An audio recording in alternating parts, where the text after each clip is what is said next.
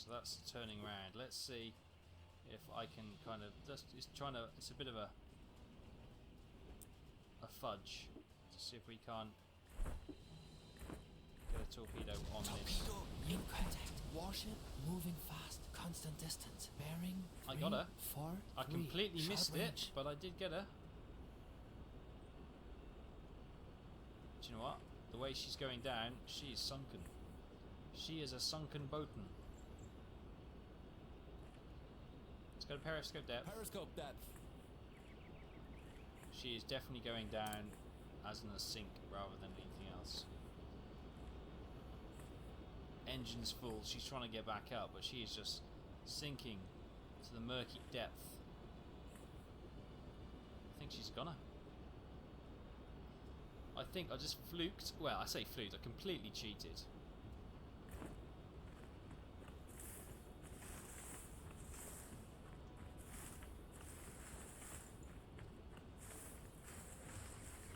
Let's say this about. It's 100 depth under the keel. Under keel is 150 meters, Captain. Oh, you don't want to be down at 150 meters.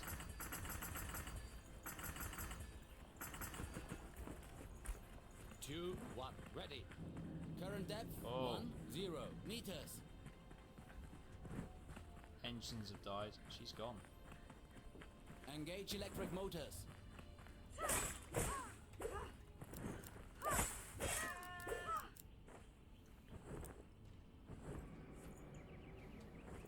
So there we go, guys. That will probably do us for the first episode of Silent Hunter with U-31 on her first patrol. What are your thoughts? Things that we can good. improve on? Obviously, there's a lot. We'll try and No, get I things think you're very better good at- going forward. But yeah, Good we've at sunk a this. submarine on our first contact, which is quite interesting. God knows what happened to that warship. No doubt that's going to come back and patrol for us. But yeah, that wasn't quite the warfare I thought we would experience first off.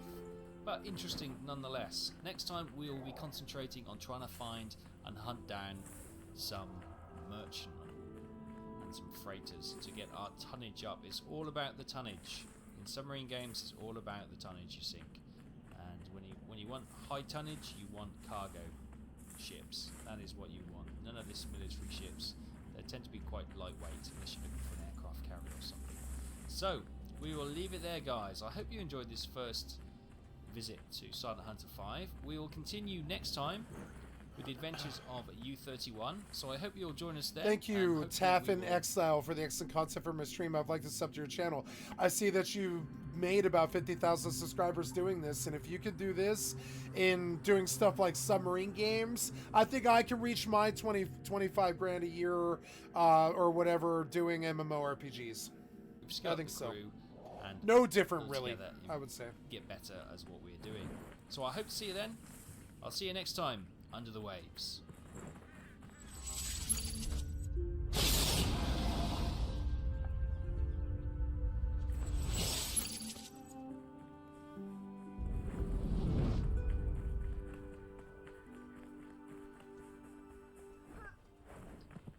Hi everyone, welcome back to U-31 in Silent Hunter 5. Here we are below the waves. Just chilling, keeping our low profile, and everything happens above us. It's a lovely sunny day, visibility is good, the seas are calm. Surface the boat. Let's surface the boat, it all looks clear. Yeah, so we'll just wait for these guys to surface the boat as she comes up.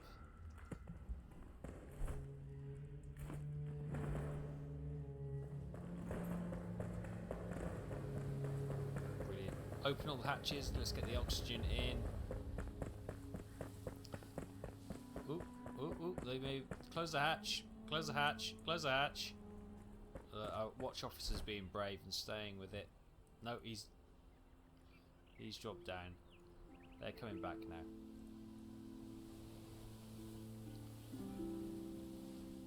They're just doing this. That happened because we did that purely on ballast tanks. We're not using the drive planes. Or the dive plane, sorry, or any forward momentum. So she's going to bob about a bit. There we go. She has fully surfaced properly. Excellent. Right. Let's go out and see what's happening. Oh, get some fresh air, get some wind in our face, water in our face as well. Fantastic. Oh, it's lovely out here. So while the watch crew will keep an eye out for any surface contacts, what we need to do is set our patrol going again.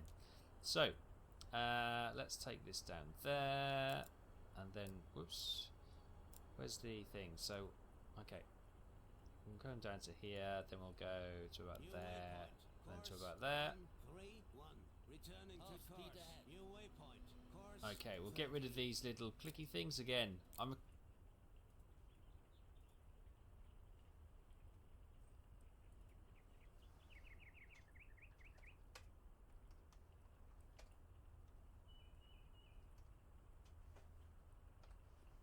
I didn't know that World of Warships has a submarine.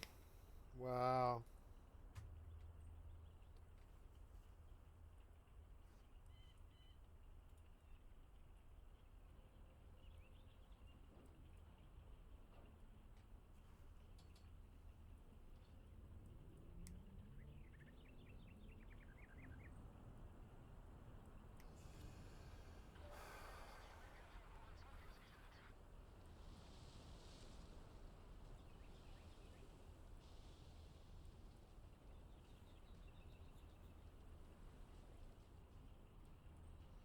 Looks fun. But it's also like a war sim.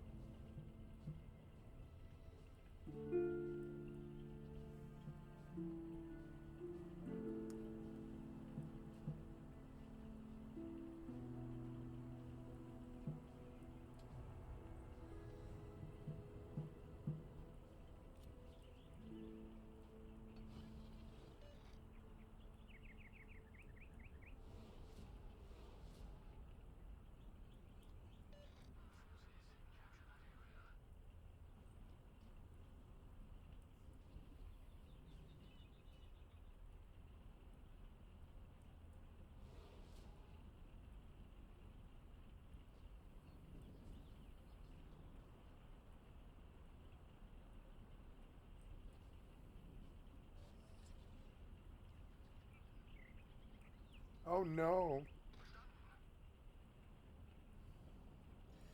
Oh my god, get him. He wants this other guy for some reason. This guy can't see him at all.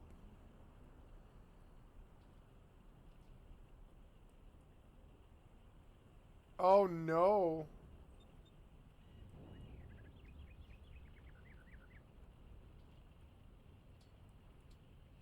What?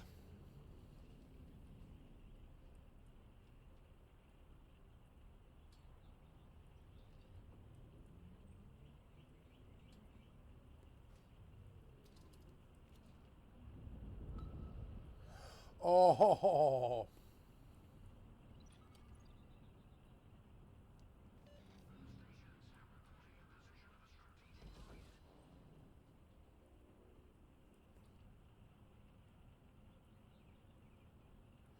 Oh no, the Jets are trying to depth charge him now.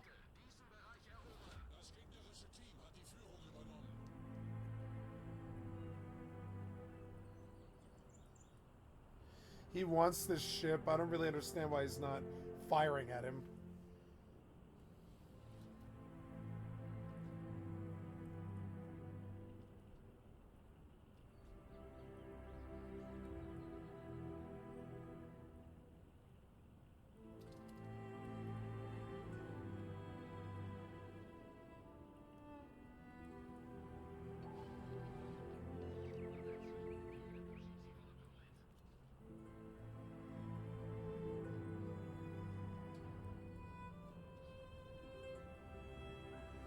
Oh, that guy got sunk.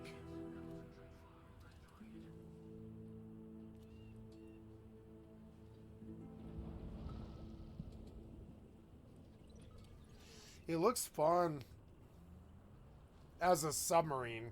I don't think I would do this as a boat, though. Looks boring.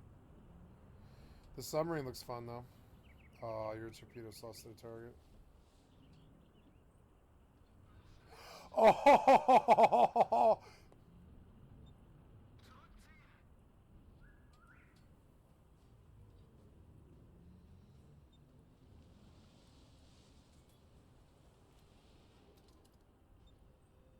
Oh, wow. He fired already?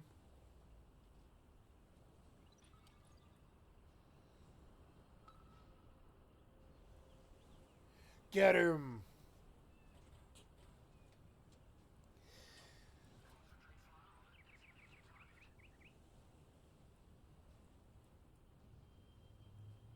I wonder how much of this HUD you could, reduce.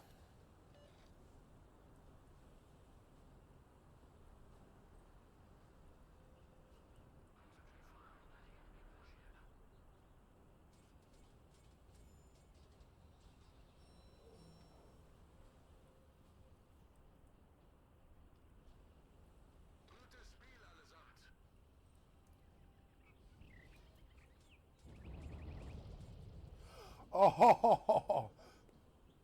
It's 6 torpedoes. Oh my god.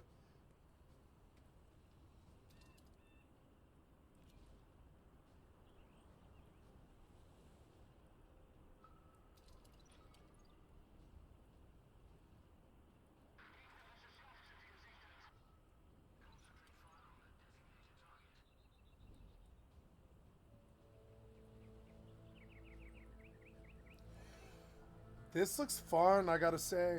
Oh, oh. Get him.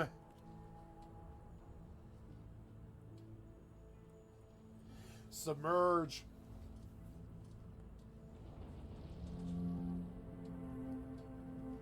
This is it, he's done.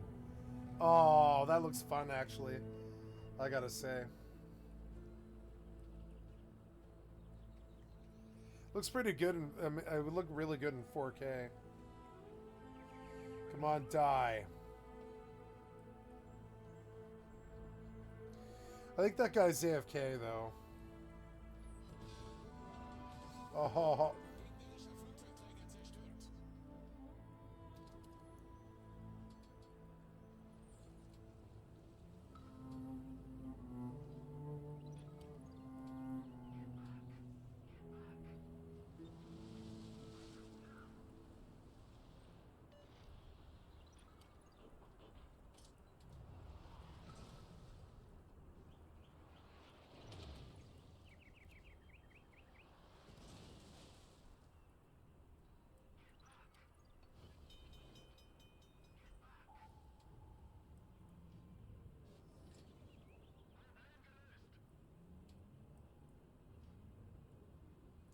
He got hit a bunch, and they're like, don't die, please.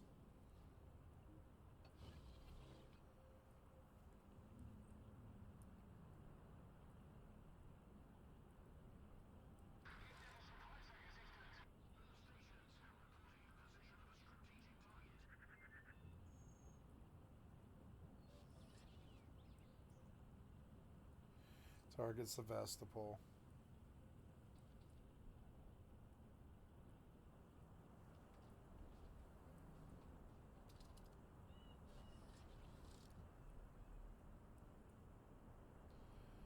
Oh, wow.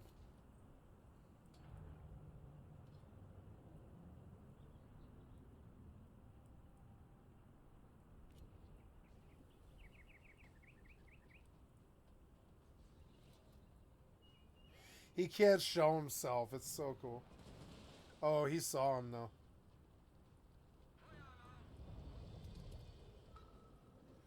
Oh, damn. Oh. And he like cut the engines too.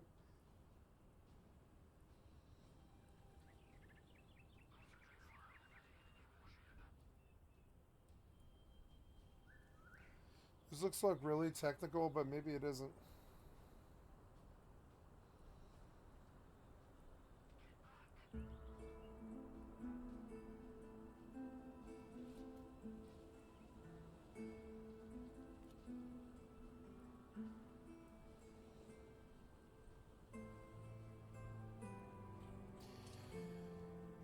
It's actually fairly simple, but they did a good job of making it look really deep. What's he firing at?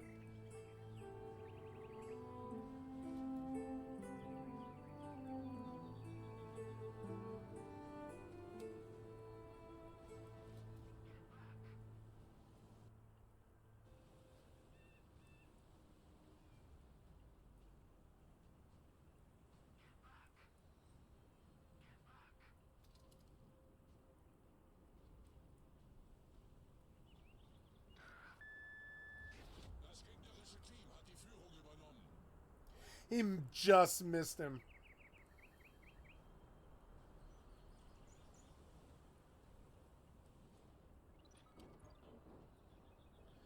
Oh. Oh, come on. Come on. Boom, bitch. It's like half his bar. Go, go, go.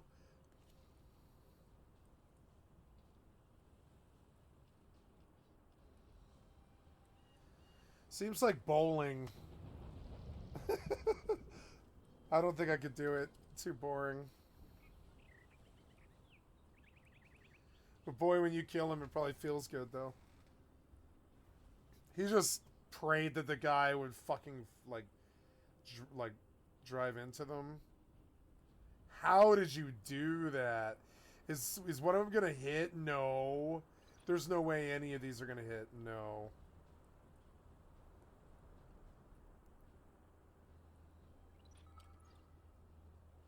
Are they guided or something?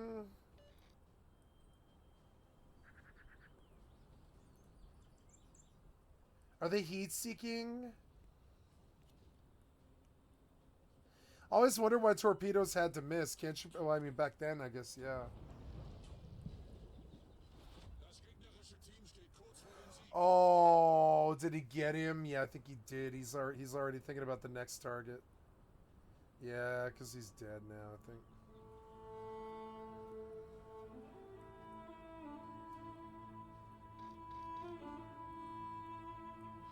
Oh, he got him too.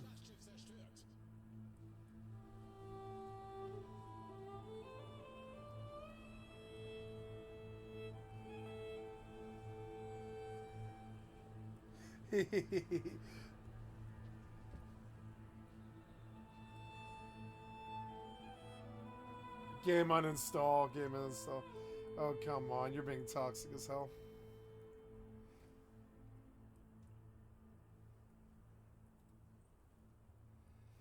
Previous episode, so the mistakes that were made in the first episode will probably be doubly so made in this episode as well, so please forgive that. But if you've put information and advice, I know a lot of people will give, you know, say you should know this, blah blah blah blah. Well, yeah, maybe I should, but as I said on the prefix of the first episode, this is not going to be a professional playthrough. It's just going to be a let's pick it up, have a go, and see what happens. Let's have some fun. Let's stop worrying about it's not historically accurate. Rah, rah, rah. Don't care. We're just going to have some fun and roll with it. Right, I did have a little quick look-see what type of submarine this was, because I wasn't sure if it was the Class A, Class B, Class C. This is a Type 7 Class A, apparently. And the reason you can tell that is because it has the serrated nose plate cutter thing at the front, and it has the aft torpedo tube, which is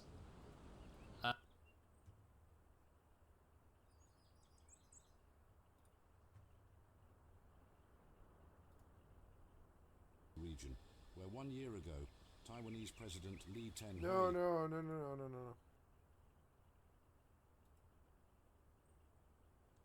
welcome everyone to a new gameplay series on Thank you, Cold Waters. Tortuga Power. I've liked to sub to For your those of channel. you who aren't familiar, this is a Cold War era submarine simulation game, and I think that I could go into details about what I think about this game, which in a nutshell is I think it's really good, but I'm going to leave that for, it's already done in my gameplay overview video, so if you're interested you can just check that out. It appeared on my channel maybe a couple days before this is released, so if you want to get into like whether I like it, what I think about the pacing and all that, that's done more in that episode. Also a bit of more of a tutorial and a really exciting fight with a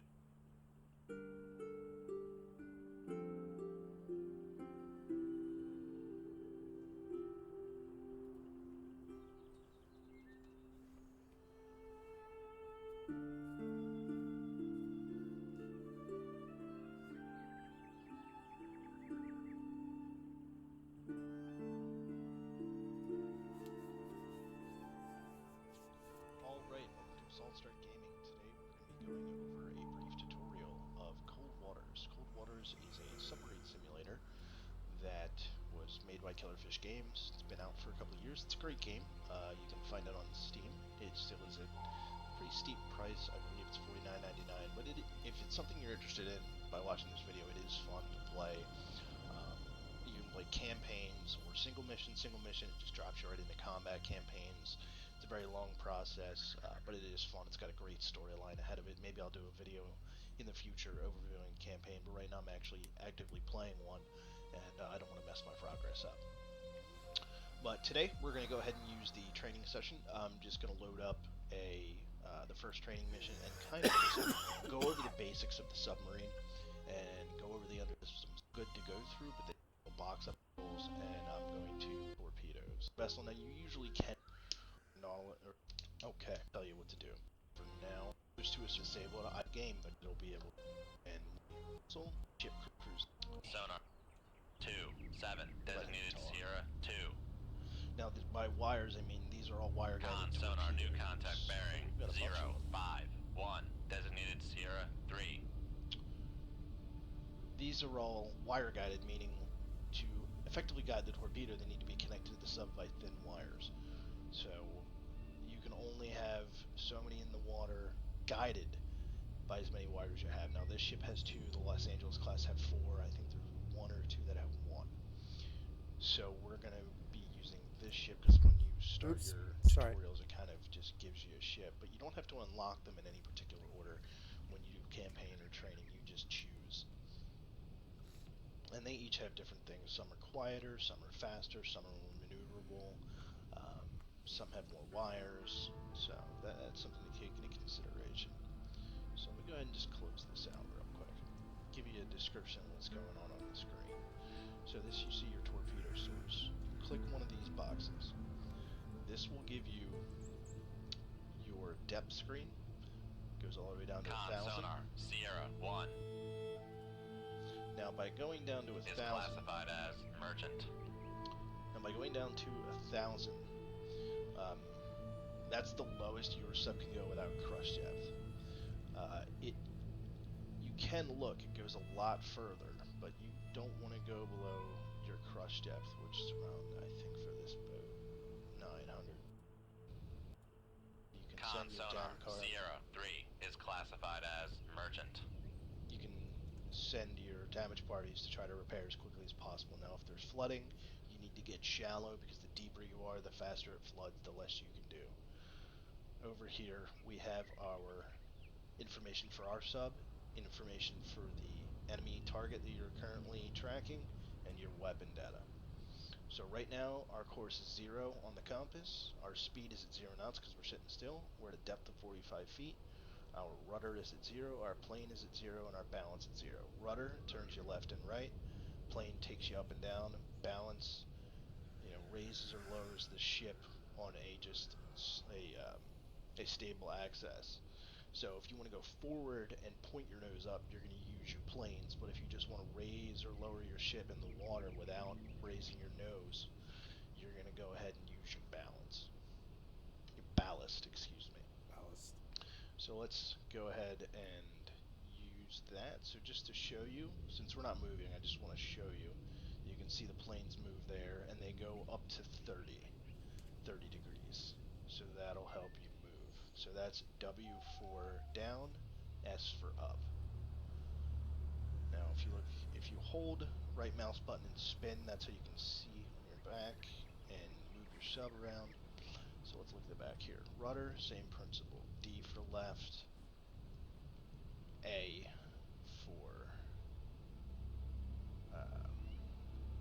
for left, D for right. Excuse me. I'm sorry, I'm getting a little potato here. If you hit X, it balances everything out. Now Q and Z, Q is faster, Z is slower. E and C, you hit E to control your ballast if you want to go up, C to control it if you want to go down. You can also look peek above the water, no matter how deep you are, just by using your mouse cursor. Now you can see that ship out there. Now if he was just a Sierra 1, meaning Sierra is the sound detected by sonar, even though he's that close, he wouldn't show up until my sonar operator positively identified him. So what we're going to do is, just to get a good look, you have your periscope, your ESM, and your radar. So Upscope. 0 brings the scope up. Hit P, you can actually look through it. If you hold your right mouse button, you can actually scroll. And if I were to do this, if I were to center it and hit mark, that helps you get a better understanding. And now that Sierra 1 goes to Master 1, because it has now been identified by 2 sources. I can even Raise the ESM mast. raise my ESM to determine if I've got incoming radar signals toward me. So there is one. So that means there's a military ship out there with radar.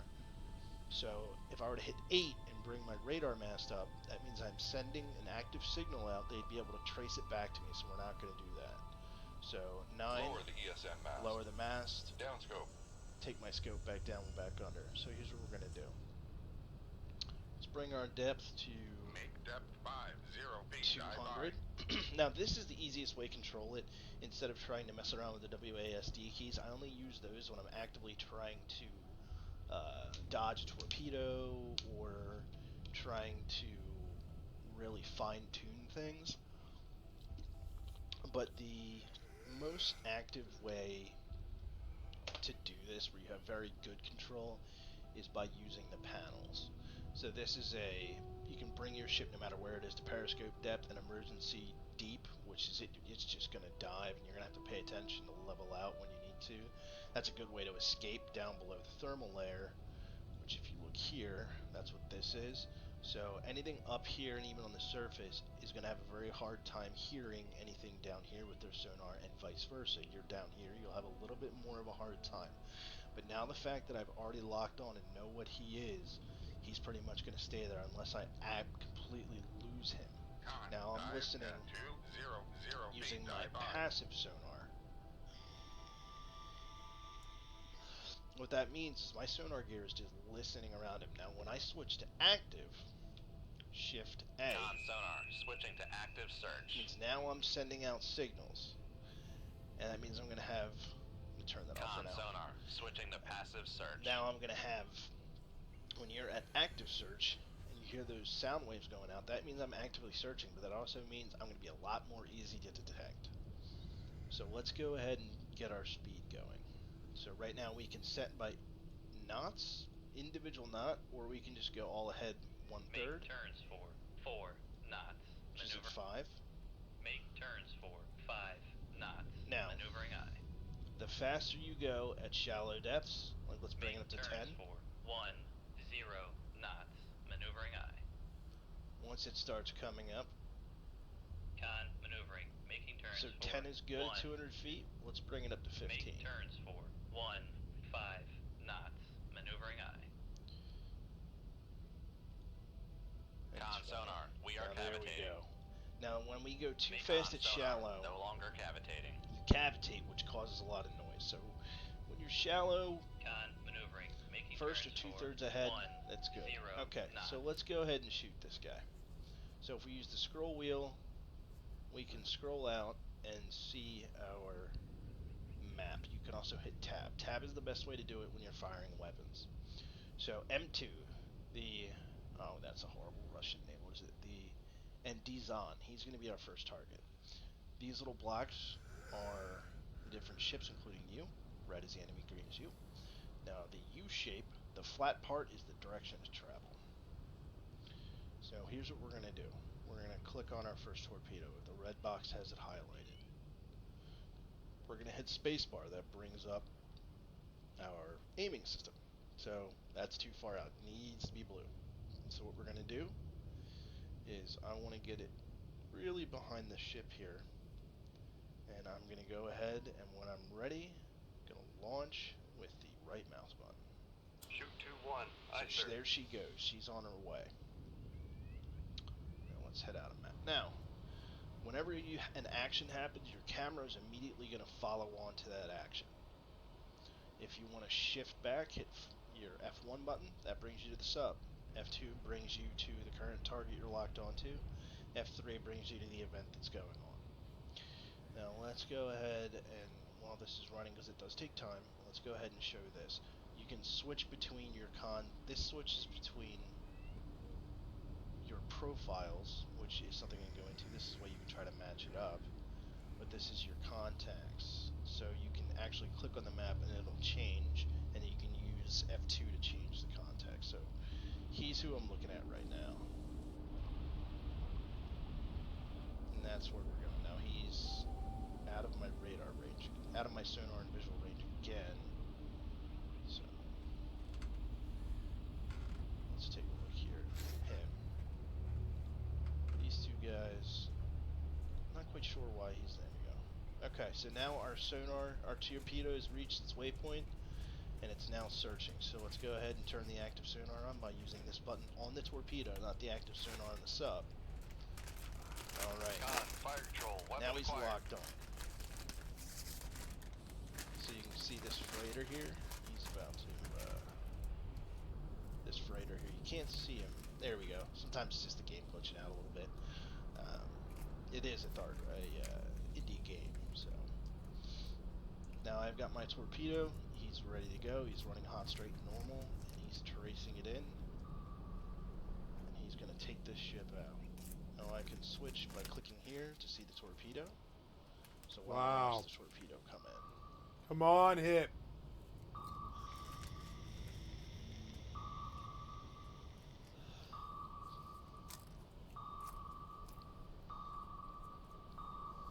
Alright, so the torpedo's coming in. And we are going to take it. Con sonar lost contact. Master 2. Last bearing 2. 9. 8. Contact breaking up. Breaking up, that means we completely destroyed him, and you'll see here, it'll still be listed on your map. That black splotch means the boat's sinking. If you zoom in, you can actually see it's got a little sinking boat icon. Okay, so that is how you use a wire-guided torpedo. Let's go back to our sub, F1. Come back here. Now, we are sitting at 200 feet. We are pointing toward these two targets. Now, even though this is a wire-guided tutorial, I'm hoping it'll let me screw around with certain things. So let's load a missile, and now we're going to show you how this works. Now these missiles are great to use. The only thing you have to take into consideration is that every other ship has countermeasures. So these merchant ships don't have any, so you can fire whatever you want. Now the warships, they'll have anti-missile countermeasures, anti-torpedo countermeasures, and you really got to take into consideration what you're firing at. And sometimes your missile may get blown out of the air by their gun, which is a gun specifically for anti-missile defense. But this mission is just a training mission, and I can show you how this is going to work. It's actually really cool. So to launch a missile from your submarine, you have to be at a depth of 200 feet or more. So we're going to stick at 200 feet. Con, torpedo room, 2-1 ready. So that means we're ready to go. So let's go ahead and go back, go back to our screen. Let's go ahead and hit spacebar to get ready to launch.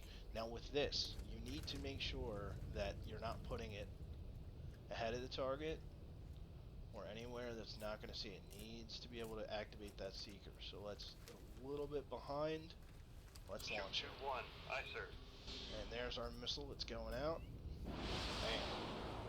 Oh, wow. So let's follow our missile all the way in. I think this actually looks really cool. It does. It shows you, it dumps its first stage. That's pretty realistic.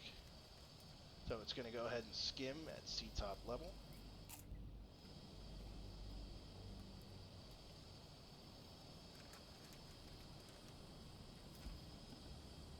Oh, this is fucked.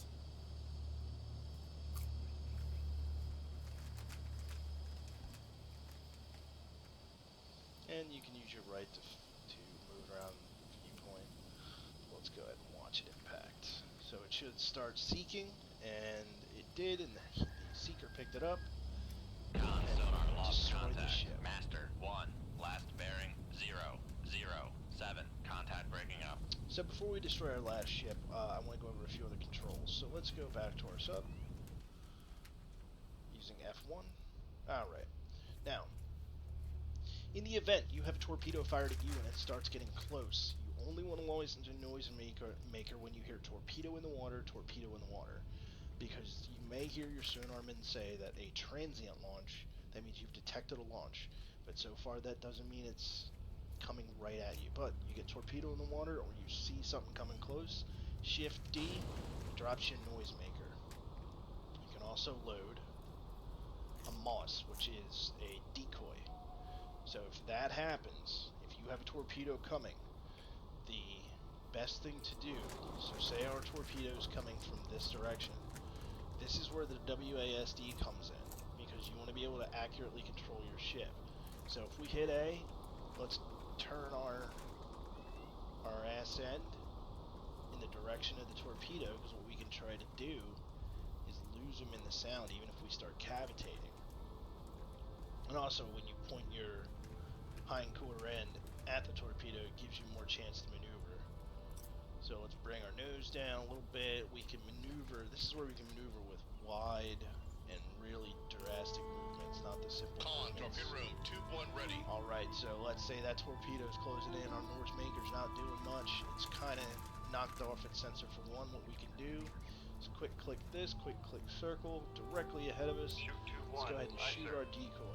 Now that decoy is going to make a lot of noise, and hopefully, since we kind of spoofed it with our noise maker, it's still going to come toward our direction, but hopefully it'll hear this.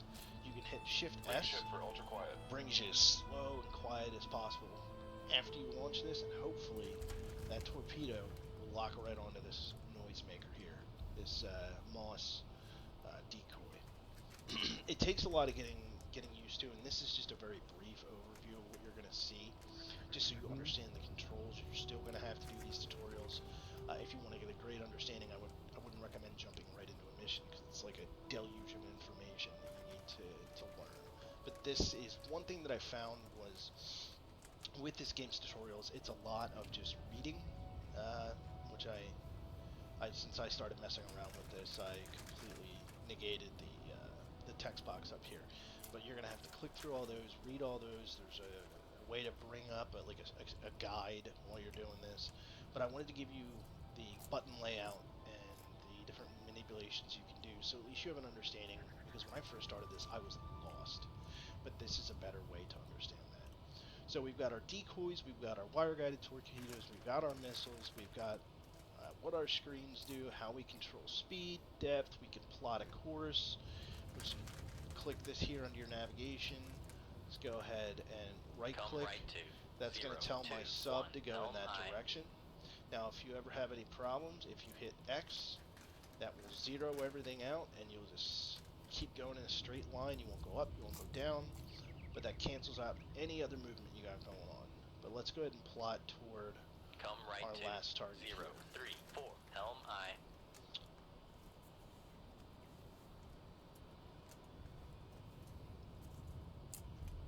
And while we do that, just as a brief tip, so this is a very slow game, but if you want to speed it up, function 9, so F9, that'll speed time up. So you see you're going to be moving a lot faster. Still going 5 knots, but it speeds time up so we don't have to crawl along now. F9 turns it off again. Steady course. That's great for when you want to make up time, but if people are shooting torpedoes at you, if you got a bunch of active contacts, I would highly discourage the use of time-lapse.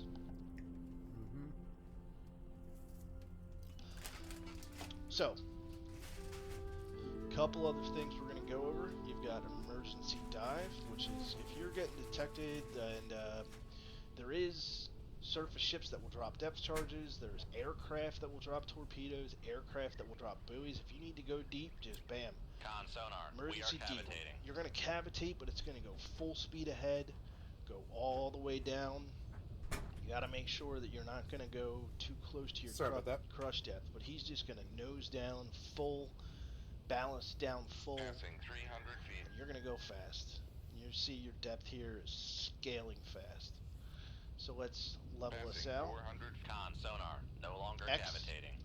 Now it's no longer cavitating because the deeper you go, the faster Passing you can go 500 feet. without making any noise.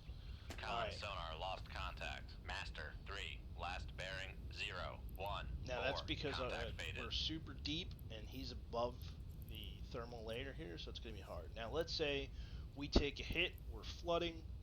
Damcon here, I can send my guys to the different places to start working on the flooding. Pumps is a big one. If you have a bunch of stuff working and pumps is bad, you want damage control of pumps. Now when a compartment floods all the way, you're going to start sinking.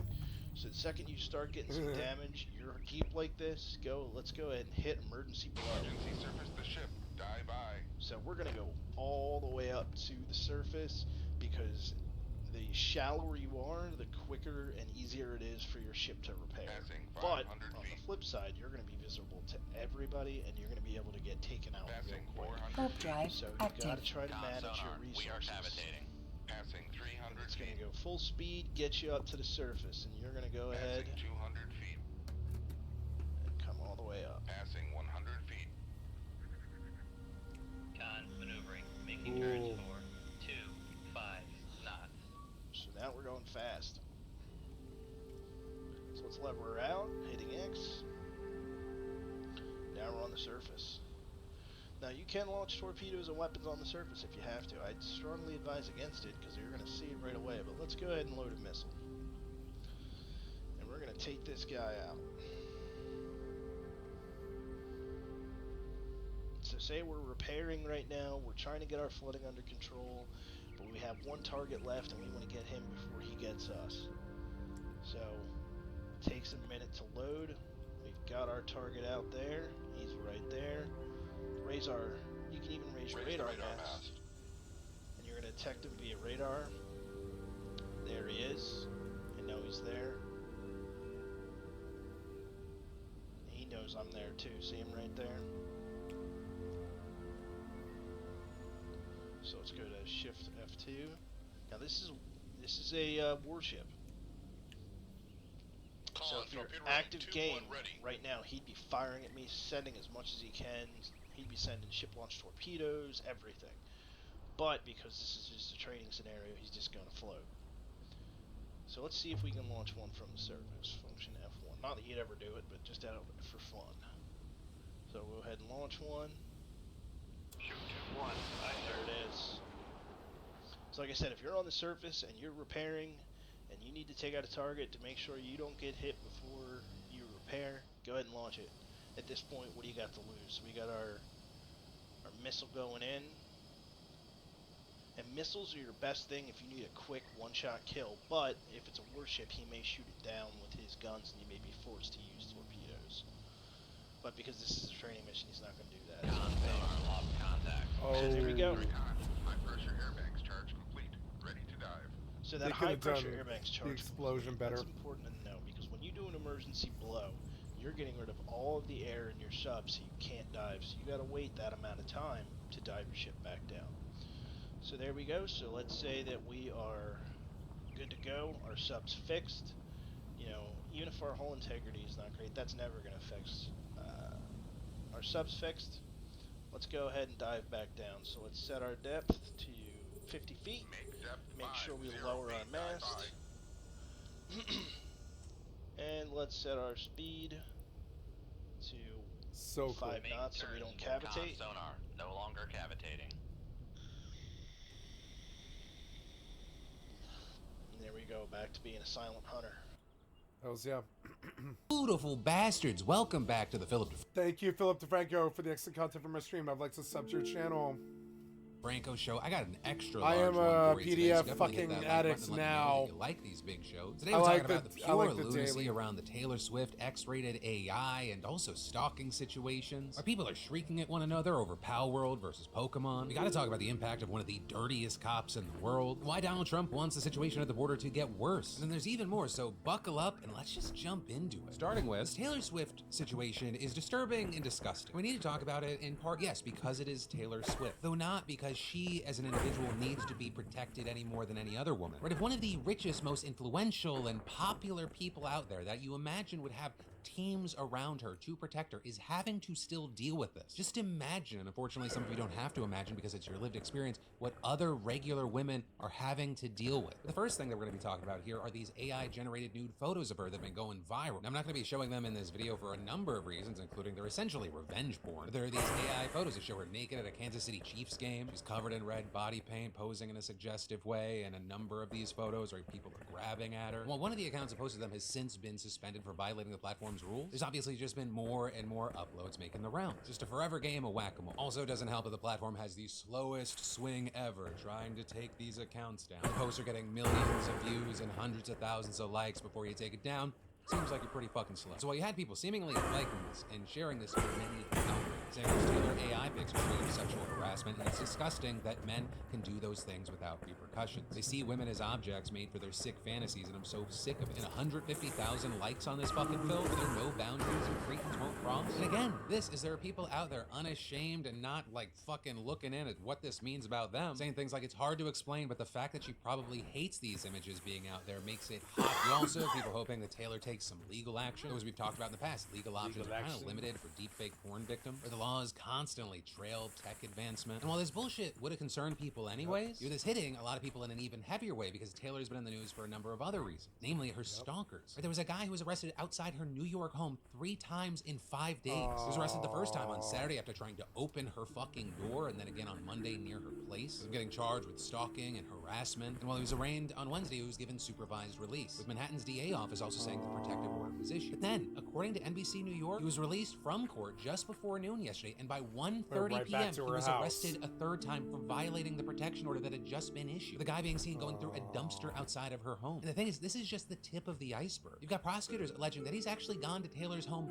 30 times in the last 2 months, which again brings us back to the question of how can fucking any woman in this world feel safe when you have a stalker who apparently has gone to her home 30 times, 3 of which he actually got arrested for, and they just keep releasing him so he can do it again. If she can't do a fucking thing about it, what about any regular person? That angry ex, that creepy guy that won't take no for an answer. I understand Taylor Swift is one of the most known women in the world. That paints a big target on her. But when even she is not safe from these numerous different scary things and abuses, who actually is or can be? Like, by the time I get this video out, will it have happened again? And then the Pokemon Company versus Pal World. That's easily been the biggest thing in the gaming world for the past week. So you don't really even need to be familiar with the space for this story to be standout and matter. Right? And so for those that don't know, Pal World is a survival crafting game. It's become extremely popular since its release this week. It's been described by many as Pokemon with guns. Also, when I say extremely popular, I should probably explain. It is the 2nd game ever on Steam to break 2 million concurrent players. Not 2 million people bought the game and they played it at some point. They've been playing it at the same time, with them tweeting that 8 million people on Steam have gotten the game in just the last 6 days. And that doesn't even include all the people that are playing this game thanks to Xbox Game Pass. But, I mean, even way back when it was announced years ago, there have been accusations this is just a Pokemon ripoff, with claims that it's more than just the concept of collecting monsters, but the models themselves. And those accusations have just multiplied since the game's official release, with a ton of viral tweets highlighting the alleged copy. Some even calling the game an asset flip, or even accusing it of using generative AI. You're seeing a bunch of those accusations on the screen, but the company CEO doesn't think that's the case and tweeted, "I've received a variety of opinions regarding Pal World, but all productions related to Pal World are supervised by multiple people, including myself, and I am responsible for the production. I would appreciate it if you would refrain from slandering the artists involved in Pal World." And the use there of that word slander is especially important because Pal World, like Pokemon, they're from Japan, and over there, the bar for defamation and slander is way lower, which is why you'll often see companies use that specific language to try and silence critics. Also with this, their community manager pointed out that they've received a ton of death threats, which in general is an insane and not okay thing to do, but especially when we're talking about fake pixel monsters. Now that said, we've also seen people defending the franchise, pointing out that Pokemon itself has seemingly copied from past games in its early years, as well as others arguing that many of the cases proving Palworld models were the same as Pokemon ones, they were actually altered to fit that narrative. You also have big names in the gaming space like Moist Critical saying, calling it an asset flip, I think, is some absolute smooth brain nonsense. Either you don't know what an asset flip game is, or you're just baiting engagement through being incendiary for the sake of some numbers on your tweets. There's just no way anyone genuinely thinks that about this game. But to be clear, you know, Numbers Moist on your loves that game, but tweets. also recognizes that some of the assets are That probably sounds like they're too trying to close count their own Pokemon brain with that cells saying. and coming up short. It is a legitimate criticism to dislike how derivative some of the designs are and how it clearly borrows maybe too closely to quite a few of them. But it got out of control with people just saying that for every PAL in the game when it's just absolutely not the case. And he then goes on to clarify that the handful of cases where the designs are too close are just a small blemish on the game, rather than a reason to hate it completely, and that it should be celebrated for pushing what a Pokemon-like game can be. But as the game's popularity has been growing and as the situation has developed, the big question that's been out there is if Palworld did something wrong, or that they're actually breaking the law, how is Pocket Pair, the developers of Palworld, not been sued yet? Or Nintendo and the Pokemon Company, historically very protective of their IP. However, some people with experience in the industry, such as the increasingly popular streamer Thor of Pirate Software, saying there's no such thing as fair use in Japan. None. Doesn't exist. So with that in mind, if Nintendo wants to go after you, if you're in the US or Europe or anywhere else, because you're showing off Nintendo stuff, they have every right to, because there's no fair use in Japan. And on top of all of this, on top of everything else, they're both in Japan, which means it wouldn't even be an international lawsuit. It'd be a local lawsuit. So if they're not doing it, why is everyone on Twitter chick? Pretty sure that Nintendo, one of the most litigious game companies in the world, would have more of a handle and understanding of the law than all of the armchair experts on Twitter. So regarding all that, we got a big update, because this morning, the Pokemon Company, which is the corporate structure that runs most Pokemon things, not Nintendo, they said, we have received many inquiries regarding another company game released in January 2024. We have not granted any permission for the use of Pokemon intellectual property or assets in that game, and adding we intend to investigate and take appropriate measures to address any acts that infringe on intellectual property rights related to the Pokemon. We will continue to cherish and nurture each and every Pokemon in its world and work to bring the world together through Pokemon in the future. Now, that does not mean there is 100% a lawsuit coming, but it is public confirmation that at the very least, Palworld is on their radar. So in the meantime, oh my god, what if Nintendo fucking sues Palworld off the fucking market, and I'm the only smart guy left in the world who didn't buy it? And I'm the only one who looks like I'm like the only one who looks like they have a clue. Wouldn't that be funny?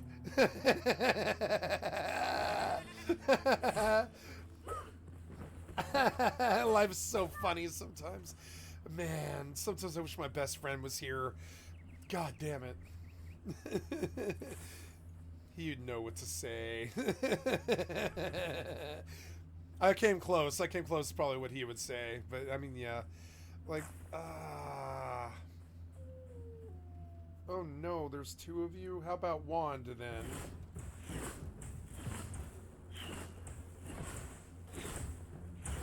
One to die. One to die. I will help you die. Yeah, you're fucking annoying. You're just like standing there. Hurry up. Just die. I actually like the combat more than Elden Ring, I think, which is so dumb. I think one of the things this company is doing is they're really taking a shot at the fucking triple anus and making fun of how they seem to sort of fail at giving us what we want a lot of the time. Like they're incapable of it, when I think they're actually just too lazy. And this company is obviously not too lazy to just give us what we want. It's kind of crazy. Like the frame rate's pretty good, the combat's good, the graphics are good, music's exquisite, like the vibe and the sun is good. I mean, it's like, it's all good. But I mean, like, it's still not a triple anus title, and it was like $30. And you're like, man, if every game just was actually good, even if they weren't like your game, you know, this might not be my game in the end, but it still is a good game that I don't feel ashamed to buy. Like, you know, my money, like, you know, I felt doubt that their multiplayer execution was kind of like a grift, but the rest of it was like perfect. Like perfect. So whatever, like, you know, I'm okay with forgiving them one minor thing, because it's like, you know, I don't think they did it on purpose. I don't think they knew how bad getting into the MMO market actually is, how really hard it is to get all that server infrastructure to work. You can't really just expect the Steam to just, you know, make your game an MMO. You have to actually... Damn it, see, there's a really bad bug. You have to, like, actually make a server infrastructure and then take care of the world status and the data and tell people when it's up and down and warn them when there's going to be patches. You can't just be like, it's multiplayer in Steam. You can't just do that. That's not how it works. Like, at all.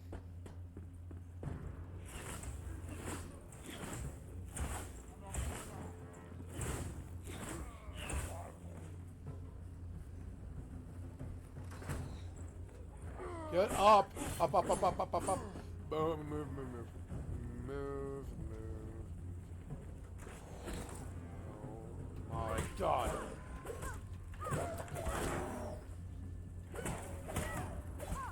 I'm just gonna keep hitting you. You're dead. Damn it. I'm constantly full. It's so annoying. Sure. Yeah, sounds good. I mean, I want that because I don't know if I can get it again. Oh god, I'm full. I guess this thing's an apprentice one. I'll have to compare, and I've got to throw like the least valuable thing away, which I don't know. I think it's the mushrooms. I don't know.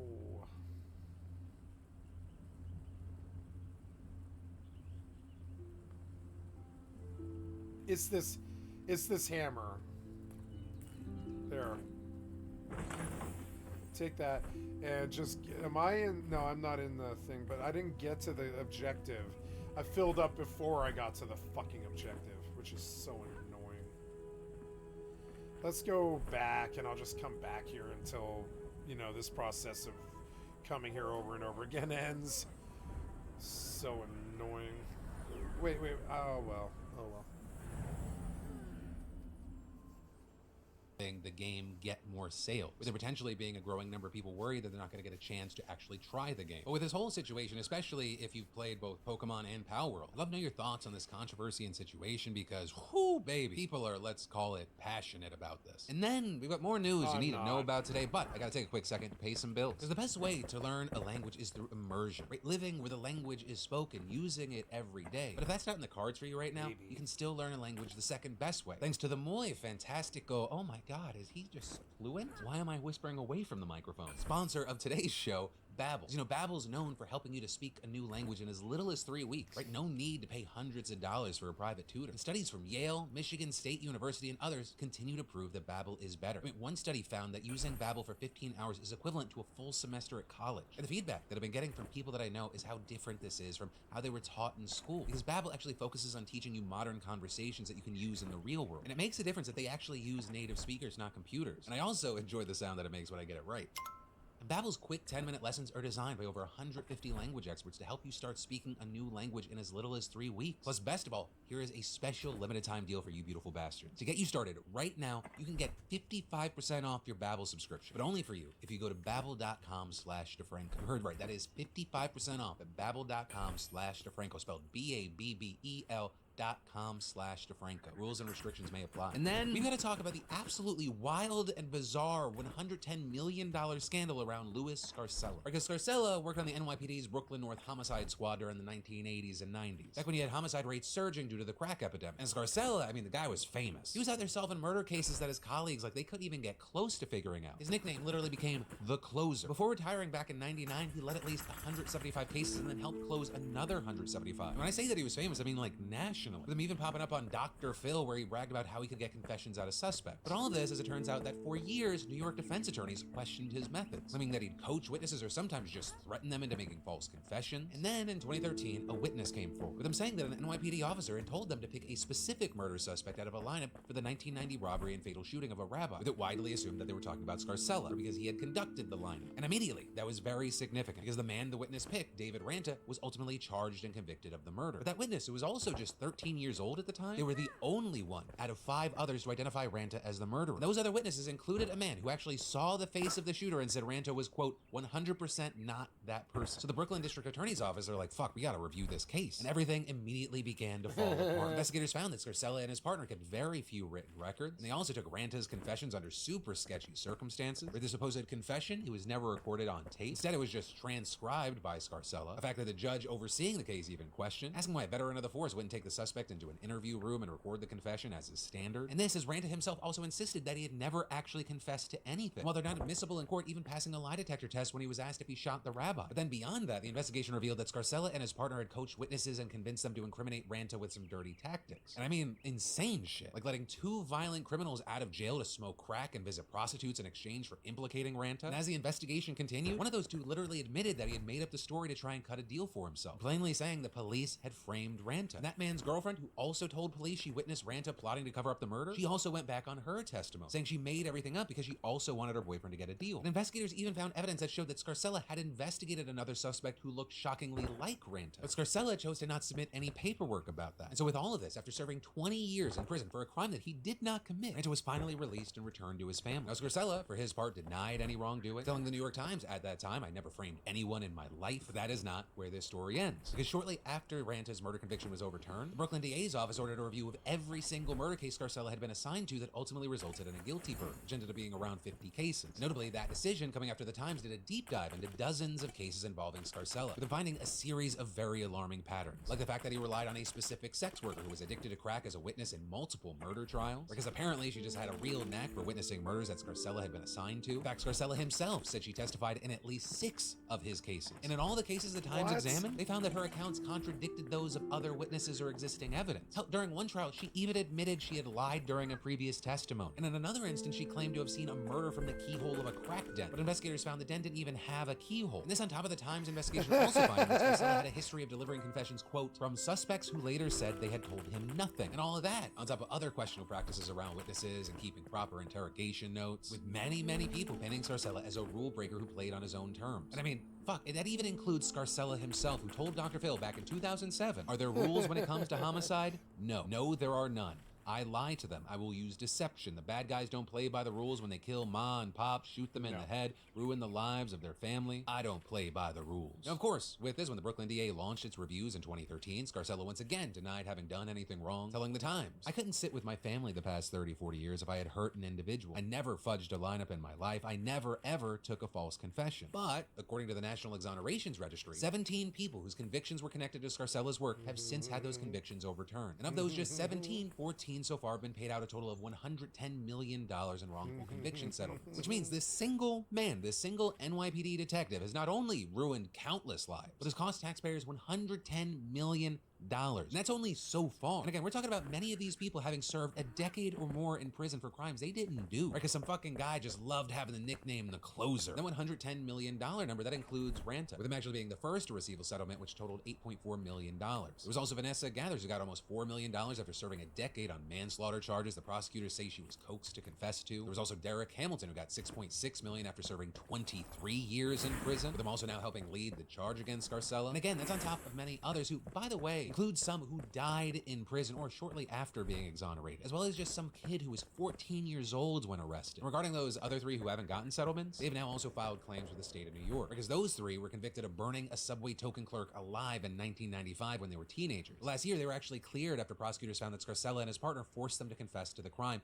failed to disclose sketchy witness identifications, and ignored inconsistencies in evidence in the teens' confessions. And again, while the impact on these people's lives, that's the key thing here, that staggering $110 million million number, which again is going to get bigger. You have the Times reporting that no other New York Police Department officer has ever come close to costing taxpayers as much. In fact, records show that Scarcella's cases alone, they make up about 15% of the roughly $500 million that New York City has spent on reverse convictions from 2014 to 2022. I mean, we're talking about a city with 36,000 police officers. And a spokesperson for the Brooklyn DA's office also saying cases linked to Scarcella compose nearly a third of the 36 cases the office has agreed to vacate. That's on top of a handful of others that have been reversed by judges. And the unfortunate truth about this is that all these payouts, they're a band-aid. They don't fix anything. They should still happen because these people were completely fucked over. You have experts saying, hey, even if these settlements are historic, they don't actually do anything to prevent misconduct. With Vanessa Potkin, director of the Special Litigation for the Innocence Project, telling The Times, I actually think it's really problematic because although it helps bring a measure of justice to the wrongfully convicted person who has been harmed by the system, it doesn't do anything for accountability because the taxpayers are the one who are bearing the impact. And beyond that, right, the man of the hour, Scarcella, he hasn't had to bear any responsibility for his actions. Right? He hasn't had to admit any wrongdoing as a part of these confessions. And I mean,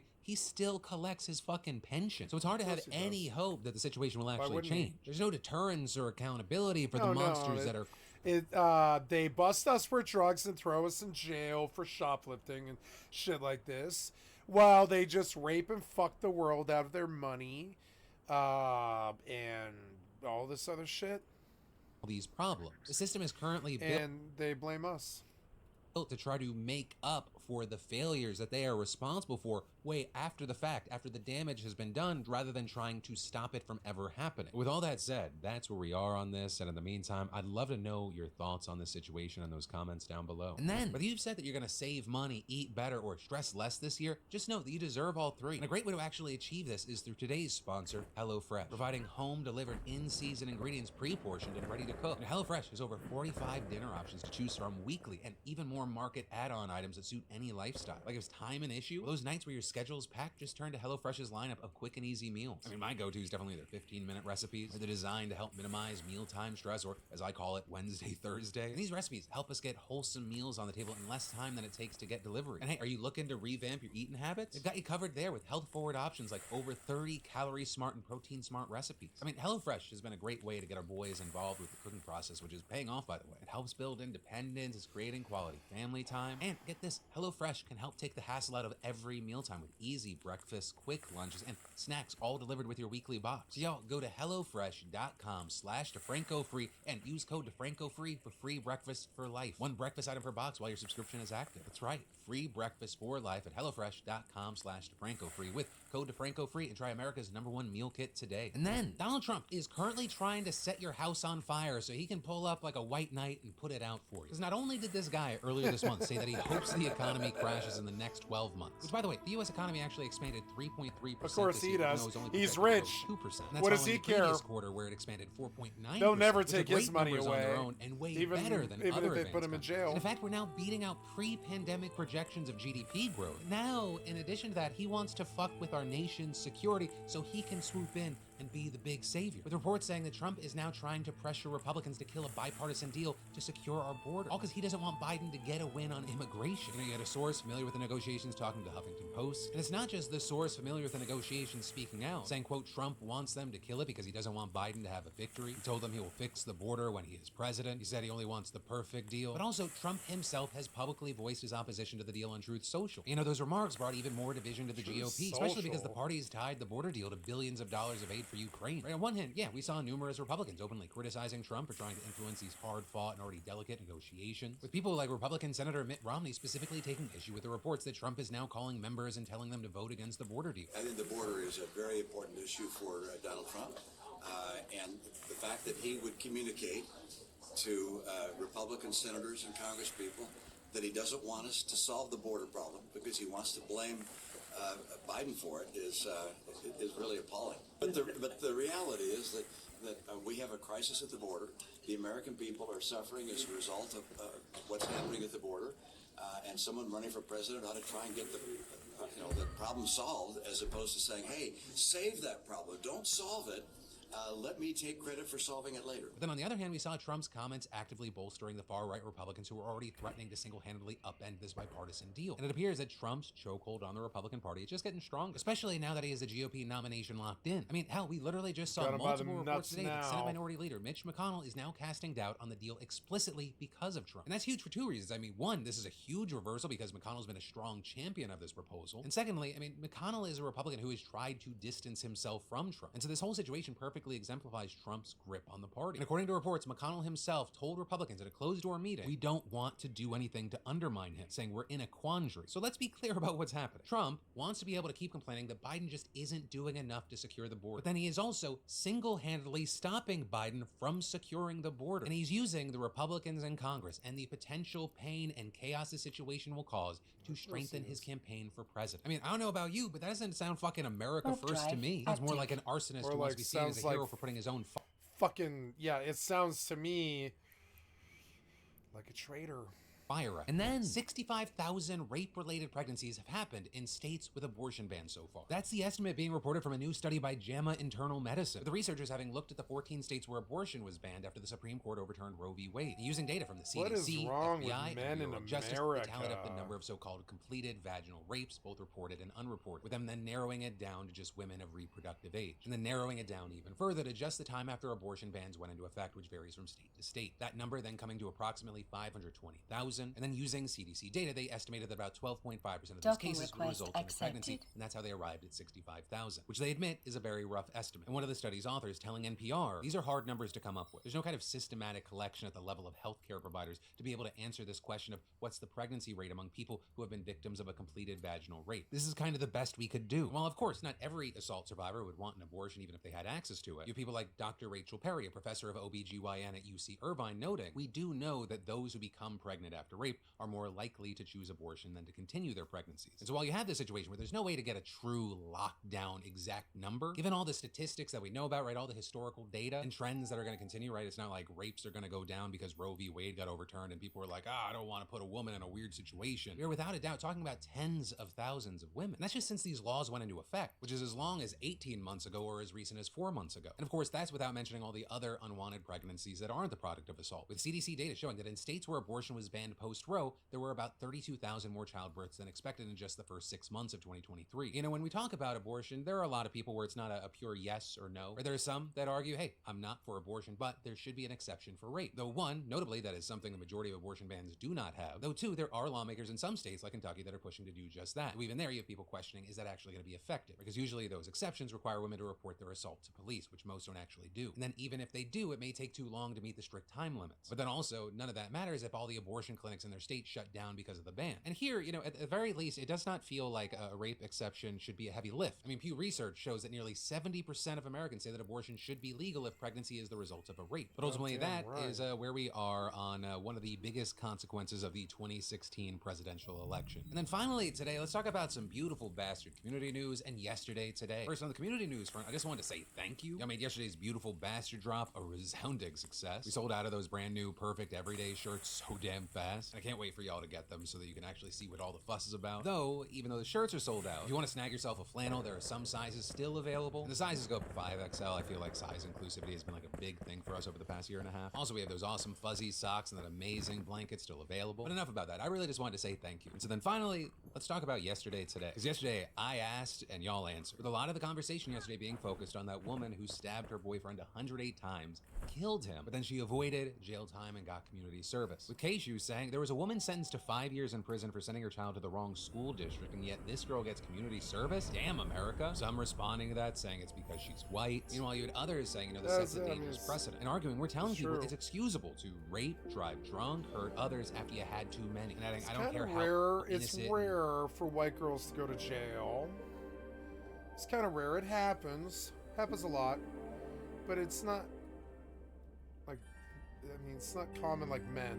Good she looks, she needs to be held accountable. Being overly intoxicated isn't an excuse. And in general, a lot of y'all weren't buying the argument from her lawyer saying, you know, that the boyfriend who ended up being killed, he had pressured and forced her to get high, which then resulted in her having some sort of psychosis. But at the same time, you had some like Smiley Kylie saying, doing something awful whilst in some type of psychosis or delirium is one of my worst fears. Saying if she was in psychosis, which both the prosecution and defense agreed she was, I'm sure she's dealing with immense guilt and regret. Noting that she harmed herself, she also harmed her service dog, and saying even if she did voluntarily consume the marijuana, which given that she reported to police that she didn't want to smoke more, and he made her, and it seems likely to be coerced, it's not like a DUI when you drink alcohol, right, where you know you're going to get drunk. She took a legal drug and reasonably had no idea it was going to induce psychosis. She had used weed a handful of times before and felt little to no effects. From what I can find, it sounds like everyone in her life said she's not a violent person, has never displayed signs of violence or psychosis prior, and asking, what is the purpose of sending her to prison? What good will that do to anyone? If someone had a medical emergency while driving and kills someone, should they be sent to prison? She shouldn't ever be allowed to use marijuana again, but I'm positive that's something she would impose on herself anyway. People get so caught up in wanting justice, they don't stop to think what the logical end to their justice is. Right? And that and the situation in general sparked a lot of debate. Though I will say a story that did not spark debate, though did get comments, was the pastor who blamed God for him scamming his congregation. Which still, my favorite line God from that told story, me to We buy this sold SUV. a cryptocurrency with no clear exit. We did. We took God at his word and sold a cryptocurrency with no clear exit. just throwing God under the bus. And so you have people like Valtech God saying, told us- yes, the God God told made us me to do do it that. excuse. So many atrocities have been committed with that being the excuse. Boastful Cookie adding, the pastor clearly didn't read, for such men are false apostles, deceitful workmen, disguising themselves as apostles of Christ. And finally, Avermon saying, once again, as a Christian, it's unfortunate to me that people abuse their position of power and try to blame everything on God. They know what they're doing and they know the power they hold. Yeah, and the thing there is like some people who have power, right? They may make mistakes or have like a stumble, but this, when the guy is literally saying, yeah, God told me to come up with this crypto scheme and also to take some of the money from that crypto scheme and use it on a home remodel, as well as all the other shit that we talked about, that's a scammer. And I'm just always amazed at the level of blind trust that people have. But that is where today's show is going to end. As always, thank you for being a part of these daily dives into the news. Also, even though today was a long one, for more news you need to know that you might not have seen, I got you covered right here, and I'll also include links in the description. But, of course, as always, my name's Philip DeFranco. You've just been filled in. I love yo faces, and I'll see you next time.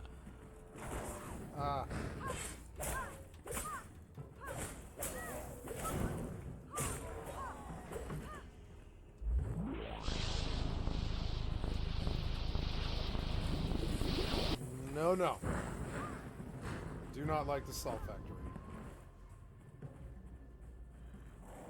Was the original Halo trilogy as good as you remember? No. Answer is no. God damn it, you idiot.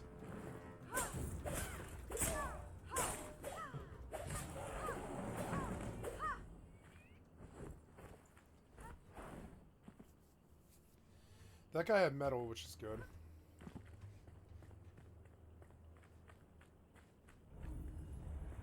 Oh, good. Oh, I'll regen here? Oh, I didn't know you could regen at these things. That's cool. Ugh. Bastards, welcome back to the Philip DeFranco Show. Oh my god. With some drama. It's What's up, drama Kira? o'clock Thank you for again. your extra So content what for up, my stream. friendos? I'd Welcome like to back. sub to your And today we're channel. I like talking Kira. about Fuck yes. Asmongold and Palworld and his hot take that's got Twitter angry, trying to cancel him. The game about his hot take, which Twitter is angry about, that they're trying to cancel as well. And we're just gonna go over, my thoughts and feelings about it. Who am I? Nobody really cares. If you don't care about my opinion, we'll get into this concept in a minute. But obviously, I'm just a person who's going to talk about how I feel about it. You can let me know how you feel about it in the comments. And then we'll all move on and nobody will care in a week, because this is just how the internet works. So basically, Palworld came out mostly, out of nowhere. Most people didn't know the game existed, and it's been a smash hit. It's been super successful. It's, breaking records on Steam. It's the second most popular paid game ever in terms of concurrent player count. God, that's a sentence. And it seems to be, going from strength to strength. Now, this game is evidence of what Asmongold's about to talk about, which has got a lot of people very upset, which is that even if the narrative surrounding the game, whether true or false, is negative, a good product will be good and used by people regardless of the narrative. A bad product will not be, because it's very easy to boycott something you wouldn't want to use or care about in the first place. It's much harder when consumers decide this thing is good, and fuck all the things around it, fuck all the noise, even if that noise is something maybe I should care about or would in other circumstances. We all do this. We're going to get into the weeds with this a little bit in a minute, but making a stand on this topic, while I understand why people are doing it, and I understand why it's important to do so, you already are kind of proving Asmongold's point when you're using Twitter, a company owned by Elon Musk, when you're using a smartphone, a product made by a company that's exploiting labor, that are using batteries that are, you know, produced in some pretty poor conditions, allegedly. This is a thing that everyone does, and obviously people like to stand on certain topics, but they've already kind of, you know, lost the moral high ground when they're not standing on all the topics, which is, in a way, whataboutism, but at the same time, just completely true. So we're going to go over what did Asmongold say, what did people get really upset about, and then we're going to go over the response from people, which literally prove his point for him, and also just, you know, look like some shit slinging for no real reason, as opposed to attacking the point. There's just a lot of ad hominem about how he lives his life, which is his own fucking business, whether you agree or not. And basically a reason to shit on him as an individual, as a person, and also on streamers and things like that in general. But this is not a woe is me, oh, won't somebody think of the millionaire streamers. This is just an interesting topic I wanted to give my take on. So here we go, Asmongold about to give his fucking super hot flames take that's got people real riled up. Ready to expect me to draw a moral line, I have to perceive a difference that I consider substantial. And I do not consider the difference substantial. Do you guys? No. Right, no. And that's really what matters. If it was made with AI, I'm completely okay with that because it was fun. So this is the beginning of what was the hot take, right? If it's good, do I care how it was made? Now, on the surface level, people are going to go, oh, you know, that's bad because, you know, you should think about the repercussions and the ramifications of how products are made, and this is just pure consumerism. True, but what he said is also true. Again, people people still buy off Amazon. People still, you know, consume factory farmed animals. People do all the bad things so long as it's convenient to their life and it upholds their quality of life and things that they enjoy and things that they like. It's just what people do. That's the point he's making. To get upset about that is to just deny how, you know, modern, at least Western society that I can speak to, functions, thrives, and how most people complaining about this do operate on some level. It just depends where you're standing and which point you're going to pick to stand at. So let's continue. The evidence it is doesn't that matter. Nobody really cares the lead about this. developer has been. Some people do care, but it's the people that, again, are taking issue with it. The people that play in the game don't give a fuck, as is stated, as is obvious, even objectively looking at the numbers. If everybody cared about this, people wouldn't be playing the game. Again, if the product was bad, people wouldn't be playing the game. But the product's good, meaning that most people literally, and I've seen this firsthand again with other games, with the whole like Nexon, Iron Mace, Dark and Darker thing. Some people think that this is a reason to not play the game because there's legal disputes and there potentially might be plagiarism and you know, theft of intellectual property and theft of trade secrets. And some people are like, I don't give a fuck, the game's good. Fuck Nexon. I literally don't care. And I've seen tons of comments about Palworld saying even if they stole from Pokemon, I don't care because the game's fun. And how many times are you going to see that about anything ever? You'll just see it. To deny that is you're just denying basic reality that exists around you. So yeah, let's move on. Very positive about AI in the past and made an AI game. We're gonna play called this, by the way. AI Art Imposter that lets an AI artist draw a picture.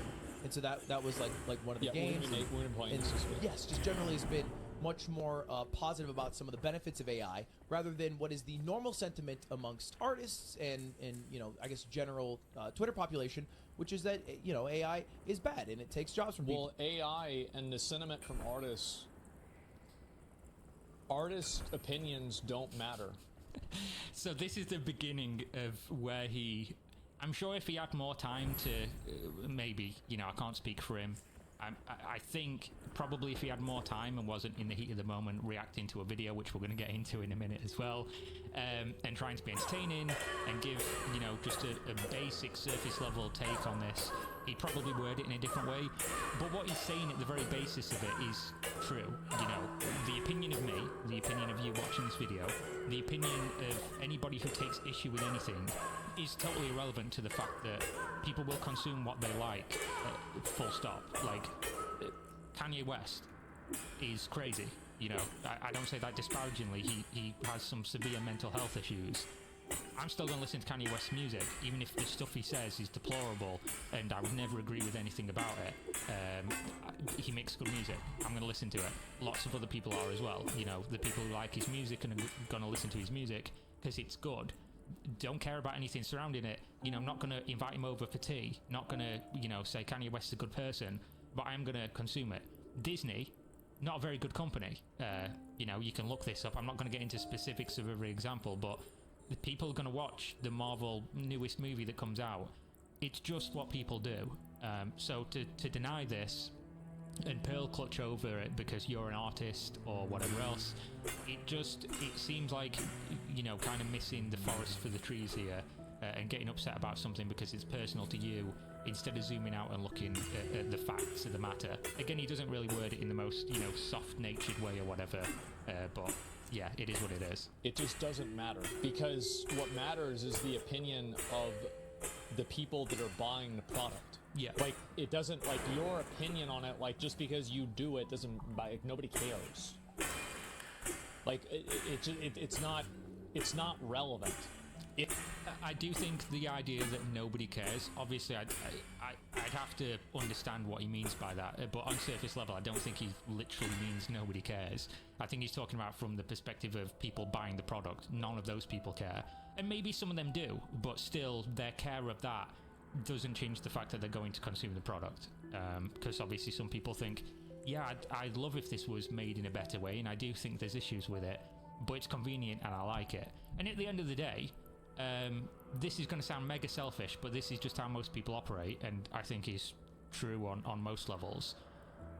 Is it really beneficial to your life, your limited time on this planet, to not do things that would otherwise enrich your life and have you enjoy it more, do the things that you enjoy more, just because you take some issue with it, especially when it's something that hasn't been fully figured out yet and hashed out, and people have not really come to consensus on it.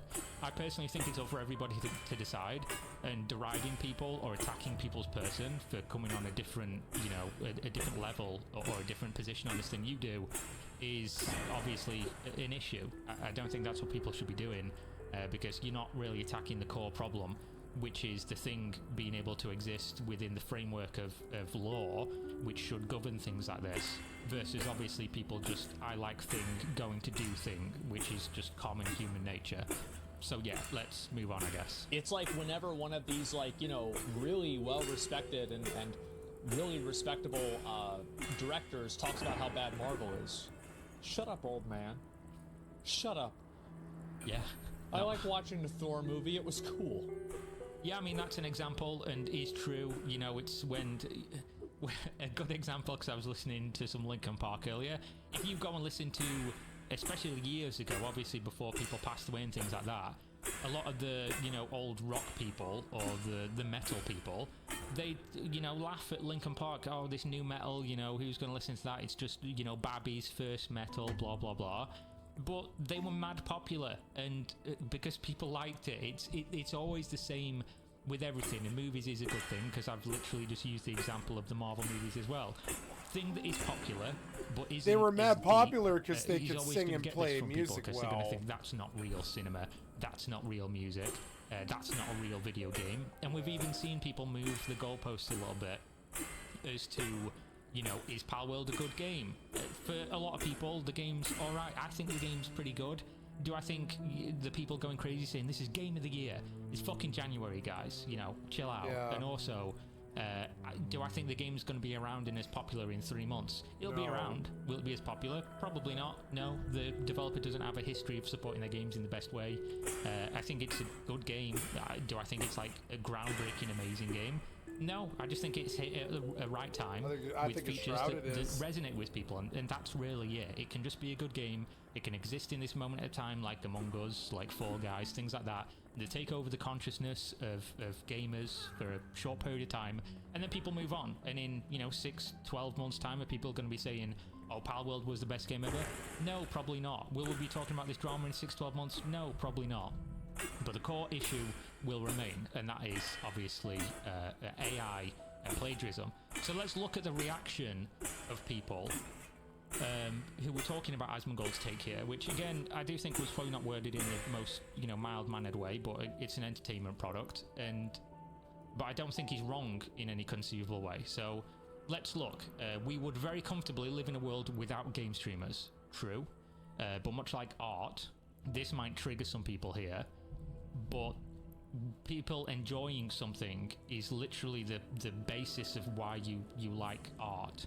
Like, looking at something and feeling some kind of way, some feeling, is all art really gives you, right? I might be uneducated on this. I might be a stupid, a swine who doesn't understand art as well as you guys do. I'm not a big art person personally, other than the art that I do. I consider music art. I consider video games art. I consider reading a good book. That's art to me.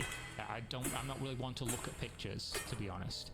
But the idea of I'm going to talk negatively about this thing that doesn't need to exist, because what does a video game streamer do when you're defending art? I do feel like there's a little bit of something there you could pick out. So a life without art, inconceivable. Asmongold is fully aware his content is vapid and disposable, hence the attack on artists, the people whose content he leeches off of. So obviously he's talking about React content there, and you can definitely have an opinion on this. But again, you are proving his point by saying he's all of these bad things. He's a immoral person who steals from the lowly artist who is breaking his back in the fucking lithium mines. And Asmongold's just this big millionaire that swoops in and whips all these people that are working in those lithium mines and steals all their content. And yet, he's more popular than all those people. Thus proving his fucking point that you're arguing against. That even if all these negative things exist about this person, whether true or untrue, he is proof of the point he's making that you're arguing about. Like, this is, in a microcosm, the exact issue with what you're arguing about or against. You're proving his fucking point by saying it. Like, whether you want to defend or attack Asmongold on this is indisputable, simple logic. You are proving his point by saying he's all these bad things, and yet he's still mega popular, one of the biggest streamers on the planet for the last, X amount of years. So you are proving his point. I probably can't show this, but this I will have to edit out, I guess, on the screen.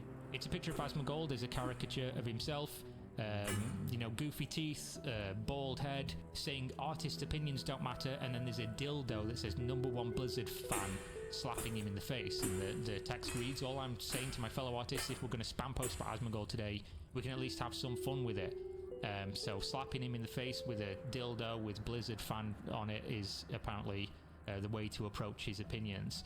Reasonable for you to do. If people enjoy it, people enjoy it. I do think that you're not really addressing his point there, but people are going to have fun with it, as they should do with all dramas on the internet. At the end of the day, who gives a fuck? This is literally just filling the void in everybody's life until the next thing comes along. This is just distracting you from the fact that you're living in a fucking nightmarish hellscape where everyone's on social media caring about the opinions of strangers on the internet. Meanwhile, the world burns around you with multiple wars and blah blah blah. But let's not, peek behind the fucking veil too much. Let's not pull back the curtain on the destruction of the planet and the growing cost of living crisis across the globe and all the other problems. Let's just focus on the real important things in our day-to-day life, like, is Palworld using AI without evidence? Did they plagiarize this multi-billion-dollar company that literally wouldn't piss on you if you were on fire? And also, is Asmongold a bad person? So tell artists their opinions doesn't matter when it comes to AI. Gets rightfully flamed for being unsympathetic towards the people that pretty much made his career, Asmongold. Now, I go back and forth on this idea of made his career, Because again, this comes down to consumer practices, doesn't it? It goes down to what consumers do, what consumers enjoy, and the relationship between a consumer and a product, which is, he doesn't owe you anything for making his career. The people who made his career did so not out of altruism, they did so because they were consuming a product that they enjoyed, and the minute they stop enjoying that product, they'll go away. He doesn't owe them anything, they're not entitled to anything, because it's a symbiotic relationship. He produces something that people like, they consume it, he earns from that, he gains from that, and they also gain from that because they're consuming something they enjoy. And again, proving the point that if he really pissed off all these people and they made his career and he couldn't exist without it, they'd all obviously go away, wouldn't they? And then he wouldn't have a career, because that's how, you know, consuming a product works. But even though he did all these bad things to these people who made him, they're not, or at least I don't see these people going away, so kind of proving his point again. Asmongold pumps out up to 5 videos a day, with the better half of them being complete unedited re-uploads of other people's videos with him in the corner shaking his head. I've watched a lot of Asmongold in my time, and you are massively... If you want to attack somebody and engage with their opinion and why they're a bad person, or just any point that they're making or what they do, the best thing you can do is not, you know, straw man or diminish the actual thing you're arguing against, because then that makes you look disingenuous. And 21,000 people left a like on this one. Anyone can say Asmongold is stealing content. You can, and we can go back and forth, and I have my opinion and you have your opinion, and we can talk about this and we can have a serious hot debate about it. But you cannot debate on that topic if you're coming in with a position. All he does when he uploads reactions or theft of other people's content, as you want to put it, is sit in the corner and shake his head. If you watch any of his reaction videos, he absolutely does not do that. So coming in with that premise, you're literally just lying because you don't like the guy, which people do, but it doesn't make you look good. It makes it look like you don't have any moral high ground if you're going to lie about somebody in your attempt to, you know, be on the other side and go against this bad person. That doesn't make you a good person if you're just going to lie. That's disingenuous. And what makes you think he would have any respect for any artist ever? Yeah, what would make you think that? You shouldn't do. You should ask him. And then whether you want to believe him or not is entirely on you. And this is his tweet. Success of Palworld proves that the only thing customers actually care about is a good game. AI, slavery, bestiality, copyright infringement, it's a video game. These are pretend problems that people don't actually care about. Make good game, people buy game, simple. Yeah, in a very simple way, that is true, as we've already established here. So my take on the Asmongold clip is a little different because he's telling the truth. Somebody gets it? So here is Asmongold's room, by the way. So let's diminish his point and just attack his character and attack him and how he decides to live his life, which is a very, you know, it's a very, I guess, liberal thing to do, which I never agree with when people do this, because the idea that somebody lives in a way that you don't like or approve of is a reason to diminish whatever they're saying or any of their opinions. It's just, I don't know, I see it as pathetic, to be honest, because there's so many other things you could say about this. You could just bring up your opinion on what he said, instead of just saying, look at his room. Like, it's boring, guys. It's boring discourse. So Asmongold in this clip 100% reflects what the consumer values when buying products. True. Many items are manufactured in China and people don't care. Why would they draw the line at AI? Yeah, I mean, these factories that have to have netting up because so many people jump off the buildings to escape the nightmare of working in these factories that are owned by many times big Western companies that people buy their products of, made for pennies on the dollar with children. Sometimes, you know, we're not going to get into because this is not a political channel, but obviously there's certain people that may or may not be enslaved in some of these countries that are working in these places. But we're going to draw the line on people playing a video game that doesn't have any evidence that uses AI, but we've decided it has. The worst part about Asmongold isn't hearing his stupid takes, it's having to look at him. Just don't. I know this solves so many problems that you have. Just don't look at him. Just don't listen to his opinions, and then you won't have to care about it, will you? The entire world, if Asmongold shut the fuck up, yeah, we'd be in a utopia if it wasn't for those meddling multi-millionaire streamers giving their opinions on a platform you don't have to engage with, saying things that you don't have to care about, because you can just not listen to that opinion in the first place. It exists on a place in the internet you can just avoid. Alright, sorry, somebody was at the door. So, okay, so this is a certified classic here. Just follow me. Just follow me down this path. Asmongold is, and always has been, an advocate for consumerism and complacency. He literally built his entire career off other people's content. He's not dropping harsh realities, he's just a spineless gamer chud who should really stay in his lane. What you've just established is that Asmongold is, and always has been, this thing. Then you've said he should stay in his lane. But if this opinion is that, he's already in his lane, isn't he? But, you know, don't let that one get to you. Don't let that one bake your noodle. Here we go, this one's a classic. I absolutely love these. So, why do we keep asking streamers for their opinions? You didn't. It wasn't for you. It was for his audience that was watching him. Nobody, the people who care asked him. The people like you who don't, didn't. So, who are you speaking to here? Not once in 22 years on this plane of existence have I ever thought, I wonder what Asmongold thinks. And yet, here you are, engaging with Asmongold's opinion that you didn't need to engage with if you didn't care. Imagine, you know, let's go back up to the screenshot here of the, you know, the dolphin jumping into the sky of mysteries and wonder that would exist if people who didn't like something just simply didn't engage with it. If you don't care about his opinion, just simply don't listen to it. It's crazy as a concept, but again, who cares? We're just talking about drama because people like drama. Asmongold is so dumb. The motherfucker has a wall next to his bed. He spits and smears blood onto. What you expecting from him? LMFAO. Yeah, there you go. Got it. His opinion now completely irrelevant. He can never have an opinion about anything ever because of this thing. Got him. Man, I haven't listened to a single clip, anything Asmongold yaps about since I learned what his room looks like. That's fair. You're, you know, what consumers do. These things disqualify this thing of me enjoying or liking it or consuming it, so I don't. Man, that's crazy, bro. But if you did listen to something he said and liked it, you might still think about those things, but consume it anyway. It's almost as if this is the point he was making. That's fucking mad. Here we go, look, another classic. Of course, Asmongold doesn't respect artists. Because he thinks that a shower is an art installation and not a thing he should be using every day, referencing the fact that Asmongold self-admittedly doesn't shower all that often, which, there we go, got him again. I don't think, right, I think if this is your opinion, fair enough, but I don't think you're engaging with what he said. Maybe he doesn't respect artists. Why should he respect you in the first place? Maybe I'm going to get some shit for this one, but you don't inherently deserve respect just because you do a thing. But just because you are a thing. I don't understand where that one comes from. But also, on top of that, he didn't say he doesn't respect artists. He said their opinion on this topic doesn't matter, which is fucking true.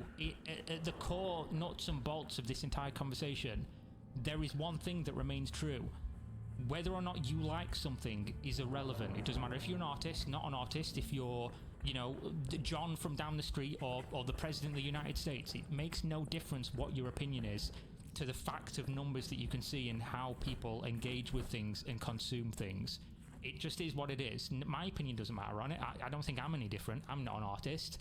It's just simply true that if somebody's going to consume something because they enjoy it, it doesn't matter what you think about it. You're not going to shame them or do anything to change the fact that they're going to do that.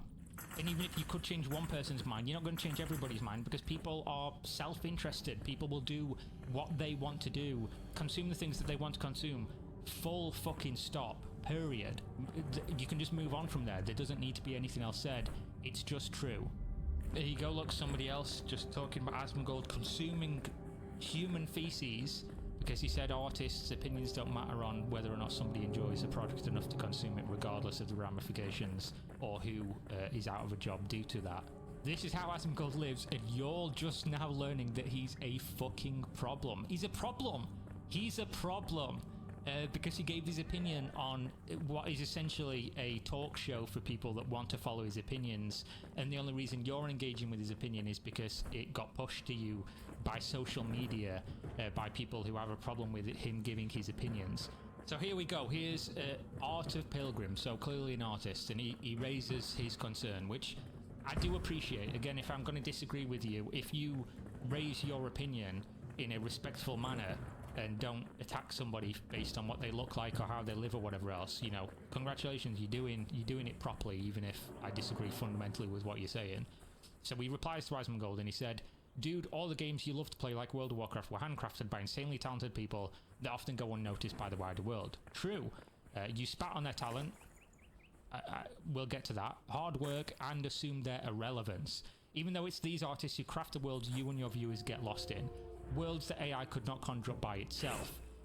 The funny thing is, what you said is somewhat ironic. The people buying the product often judge it based on how good it looks. Our opinions aren't irrelevant. Our opinion, experiences, and lives often influence the world you enjoy. Is he wrong? In places. Now, you spat on the talents, hard work, and assume their irrelevance. He didn't assume.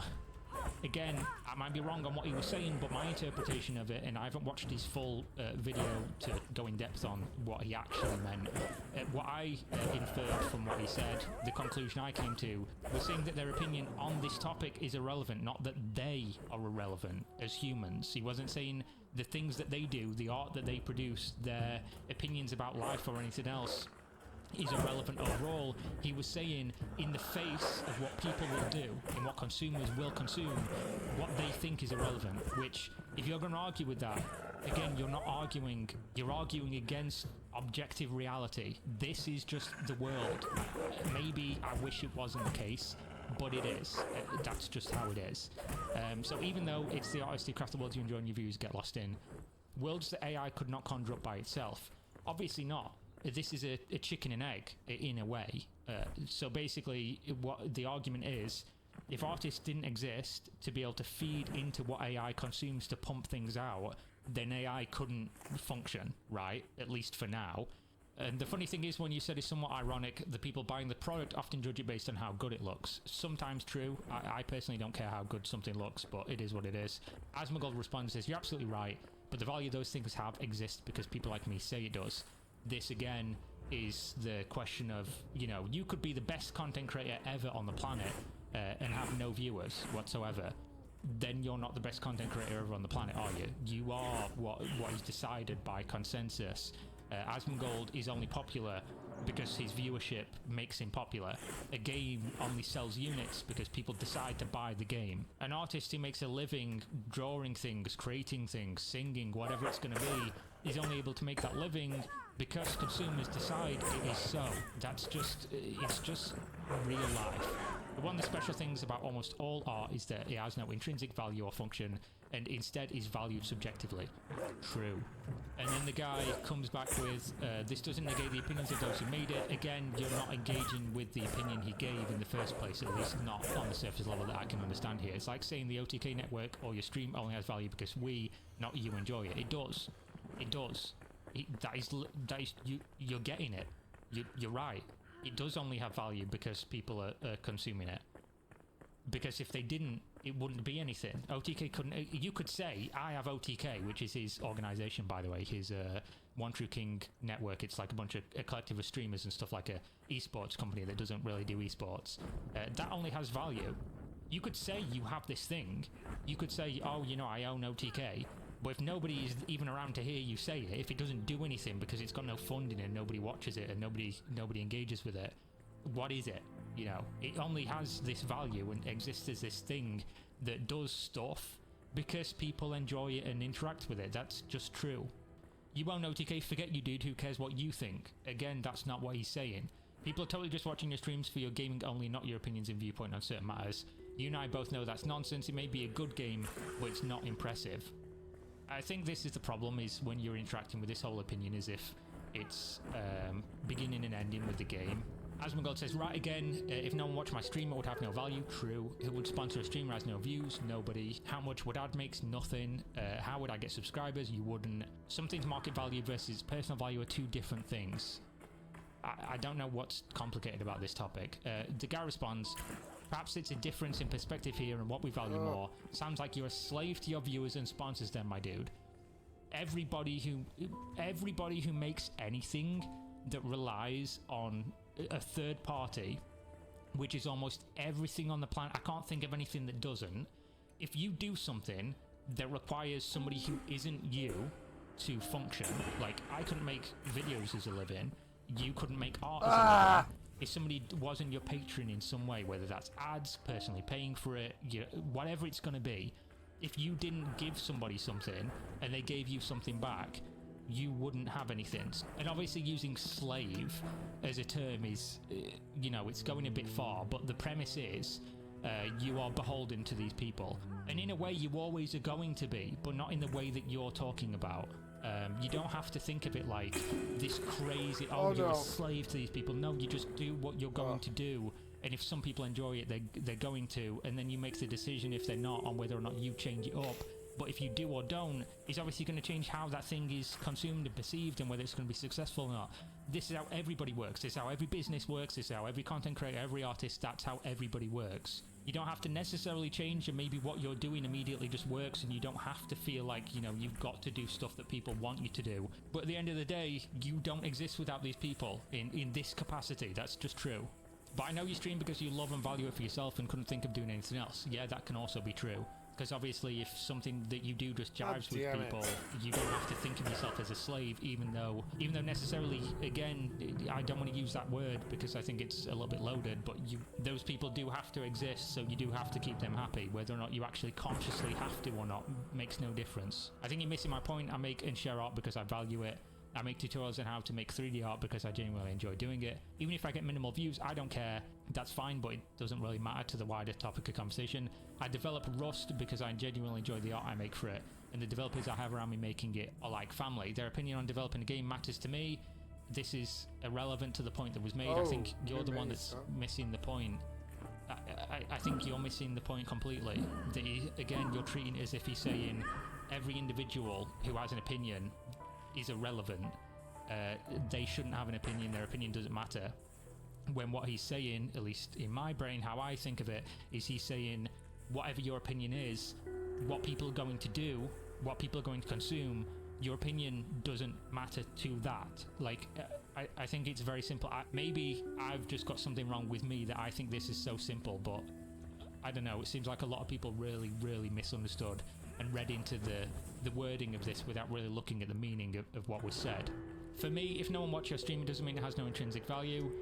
Now, I might be wrong, I don't really pick fault on English, but isn't intrinsic value like a financial term in general that would literally mean it has no intrinsic value? I think it just means value in general, but I could be off on that. Unless you're just framing it all through the lens of money, then that's a shame. I think that's where that term comes from. But in terms of whether or not you could literally do something, how could Asmongold function doing the things he enjoys doing if he couldn't make money from it? I don't want to get into his family situation or whatever else, but he would need to earn money from doing streaming to be able to support that lifestyle. So the idea that I just think this entire conversation is just so lost in the weeds of people getting angry over something that I don't think was even said, and then also taking it to a place that it really didn't need to go, instead of just, again, while I think that this guy's missed the point completely, at least he tried to engage with it with without attacking Asmongold or attacking anybody else. Okay, so this is Charlie's take on it. Oh look, human with morals again. Much better than what Asmongold was blabbering about. So let's see what Charlie's opinion on this is, because I do also like Charlie, so let's see. If it does come out that AI was used in this game, that will certainly change my impression of it. I am not looking forward to the future where AI is replacing real human ingenuity in entertainment. I am very much dreading that. It's extremely concerning to imagine that future where all of your entertainment is just part of an algorithm that the AI knows that you're going to enjoy and clap and spit up at.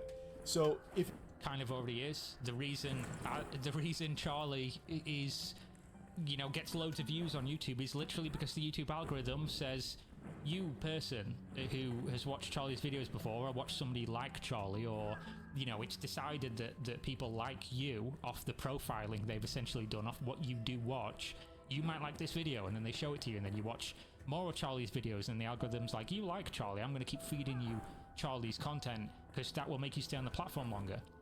How does Twitter work? How does all social media work? This is literally, we are already dictated on what we're going to consume by algorithms. That's just how it is. Now, in terms of like stuff being created by AIs and stuff, I used to love procedural generation. I know that's not AI, but just come with me on this magical journey. I used to love procedurally generated games up until the point where I realized the games it might work for certain things, but almost always when I play even like a survival game or whatever, when I played Valheim and everyone was saying Valheim's so good, which it was a good game, I think games are almost always worse off by something being procedurally generated by an algorithm that they've created, or whatever word we're going to use, that just takes like, you know, parameters and then spits out a game world random each time.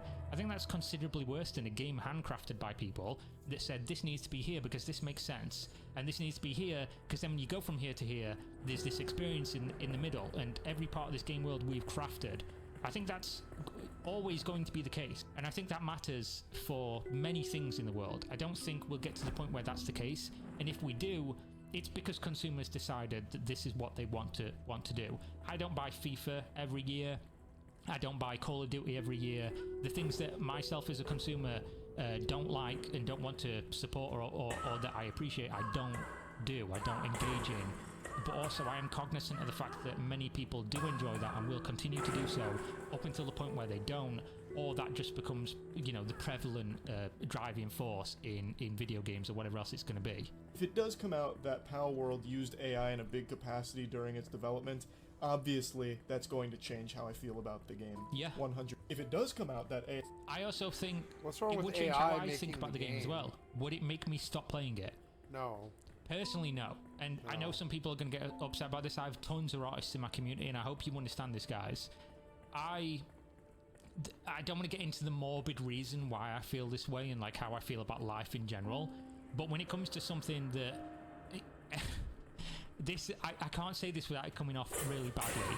But in this, you can personally see and understand, you know, the hardships that would befall other people through the actions of you individually, as opposed to a group consensus of we're all just going to play this thing regardless if, you know, in 10 years down the line it might mean an artist doesn't have a job, which literally has gone on in every industry and will continue with like robotics and things like that. It's just something that I can't do. I can't do it because at the end of the day, am I going to have fun playing the game? Yeah. Would I have fun doing other things? Probably. But do I want to do this thing? Yeah, I'm probably going to do it. And people take that sentiment and sentence and they will go, what if you enjoyed doing all these bad things and these terrible things and hurting people and stuff like that? And you know, at that point you've lost me and you've lost where I'm going to follow you on this conversation. I don't think people are bad inherently or bad people for doing something that they enjoy that might down the line, you know, ripple effect or whatever else, cause some people to lose their jobs. Because again, most of the things we do, most of the things we consume are built off of the back of people having much harsher things happen to them. Do I wish AI went away? Maybe, in some ways. Do I think AI might eventually cure diseases and help many people? Yeah, sure. I just think that this entire conversation is so infant right now. We just know so little. The whole thing is just, I'd have to really sit and think about it and really come to a consensus or conclusion in my brain on really how I feel about this stuff. But just off the surface level of my brain, would I stop playing a game because it used AI? Again, this game has no evidence that it has done. It's literally a conversation based on nothing at all, as far as I can tell.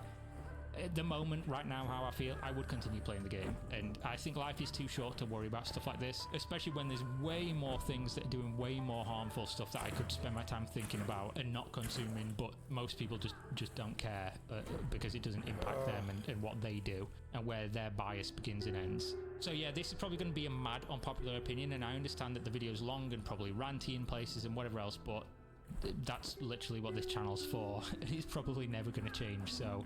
Hopefully you enjoyed. If you did, interact with the video, like, comment, subscribe.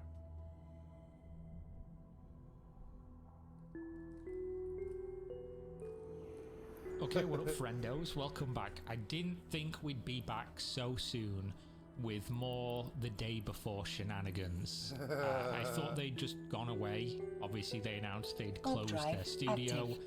2 days ago, the day before, officially died, right? Because they turned off the servers. And yet here we are with a Twitter post from a company who said that they've closed their studio, basically telling a whole bunch of lies, just a whole bunch of Billy Bull. Has it been 30 seconds yet? A whole bunch of Billy bullshit. So we're going to go over this because they're actually calling me out in this post.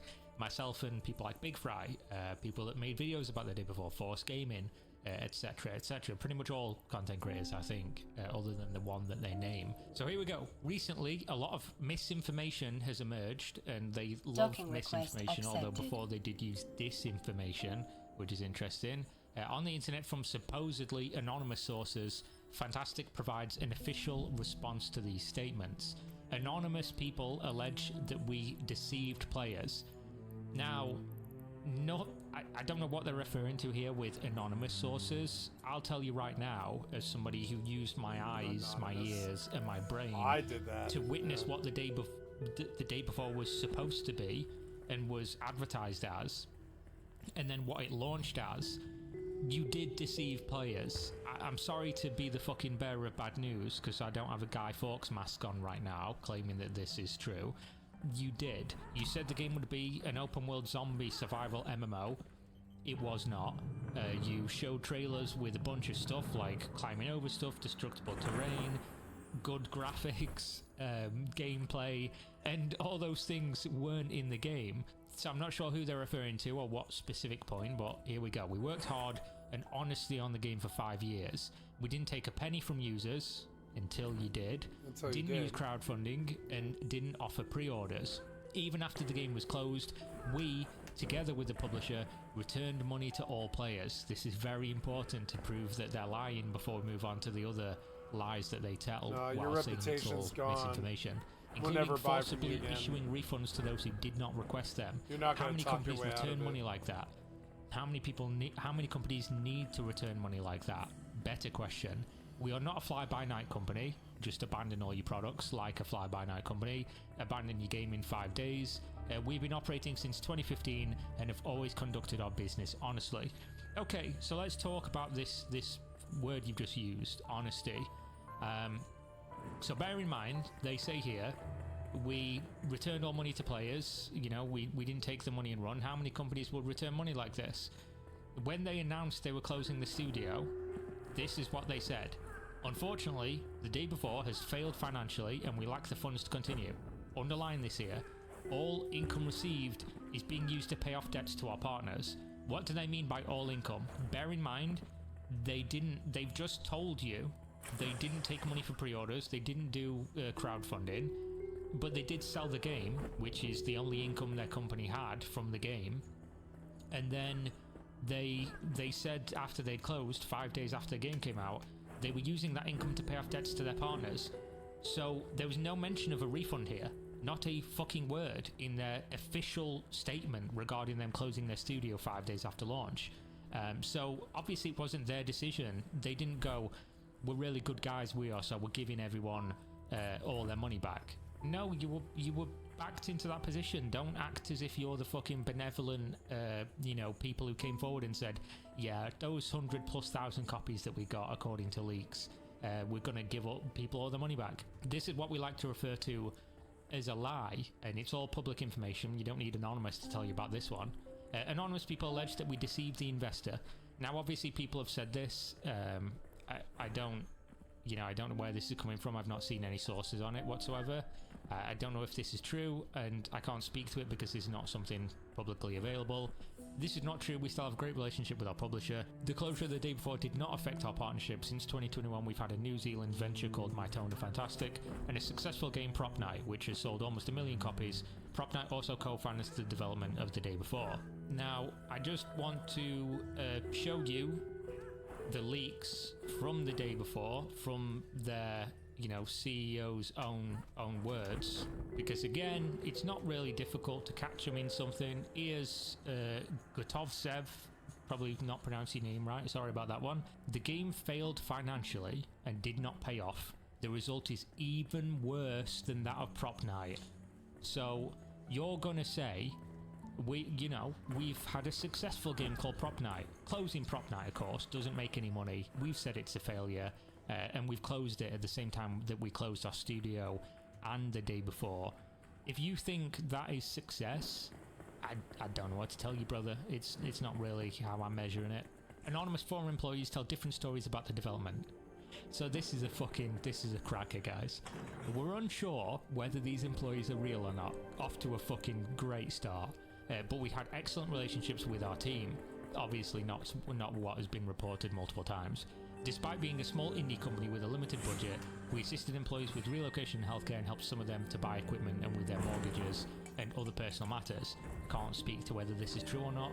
We offered an extra non-working day off each month, vacation pay, and timely salary payments, along with the option of working remotely. Our low churn rate and the fact that half of those who left returned to the company demonstrate our positive work environment. Now, I don't know how you can simultaneously say we have a low churn rate, but also half the people who left the company did return. Maybe I'm getting mixed in the weeds a little bit here. Maybe obviously this has been translated into English, but it seems like there's a little bit of something there. 100% of the team did everything they could to make the day before a success.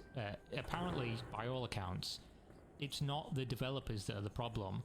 It's you, the brothers, the people who are probably writing this message.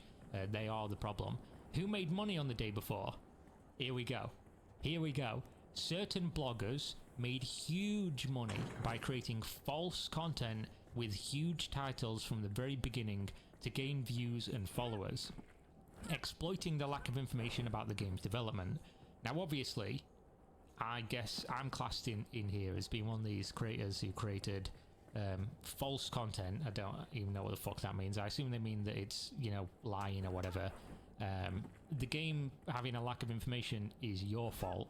You had ample opportunity to fill in the blanks there by showing people the game when they were asking, by letting people play the game when you promised they could play the game in a beta, but you didn't. Their actions triggered a gold rush among content creators due to the game's pre-release popularity. Yeah, gold rush was the day before. That's what it was. Why do they say that the released game is not the same as that in the trailers, and why was the game closed? Right. Fucking strap yourself in, guys. This is a real bumpy ride.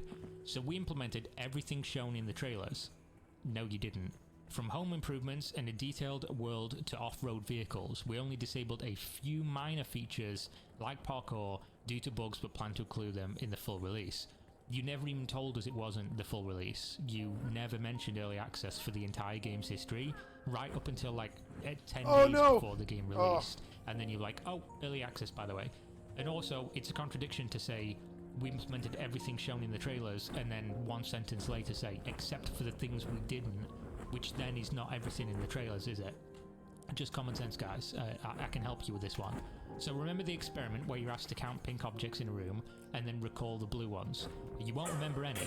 It's all about focus. I might not be able to remember fucking pink or blue objects, but I can remember all the times that you misrepresented information, lied, and I can show them like I've just done it with great ease because, spoiler alert, I'm making a full movie length documentary style video on the day before right now, so it's all fresh in the memory. So maybe I can't recall the blue and pink objects, but I can recall your bullshit. So the negative bias instilled by certain bloggers making money on hate affected perceptions of the game. Now, the perceptions of the game were created by what you did, whether they're negative or positive. This is true about everything in life. Perceptions are impacted and affected by things that people do, and obviously with the day before, it's not like people were saying things that weren't true. They were saying things that were based on what you were doing, so they didn't create hate out of nothing. If people didn't feel that way, this wouldn't have happened. It's very simple. When New World was not released yet, I made a whole bunch of content about New World, a whole bunch of content about how the alpha was a mess, about how the game wasn't doing very well, about how the development was not going great, and how the game was going to have problems.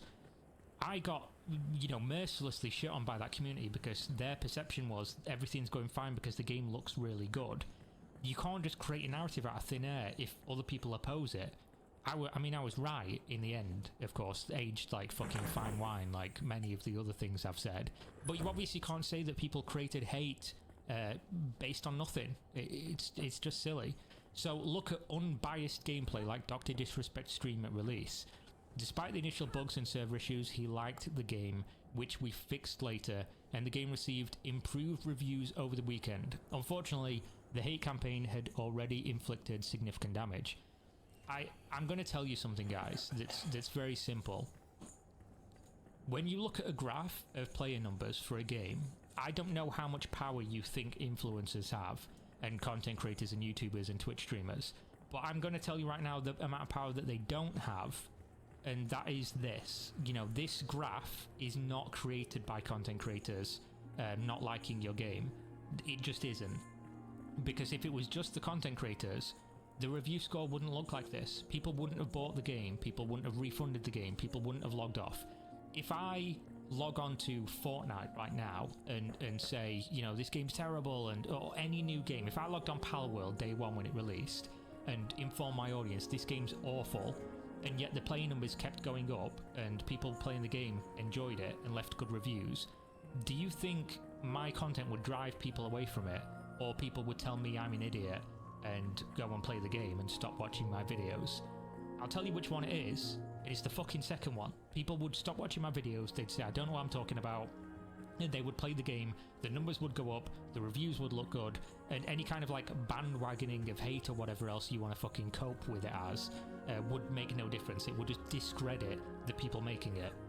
But you know, when review scores go down over time and player numbers drop like a fucking rock within days, to the point where 5 days into the game you have 1,000 players concurrently, down from 38,000, your game is the problem, and blaming other people just goes to show you've not learned anything. You've taken away no lesson from this, because it's so easy to blame other people for your failures, but they are just that.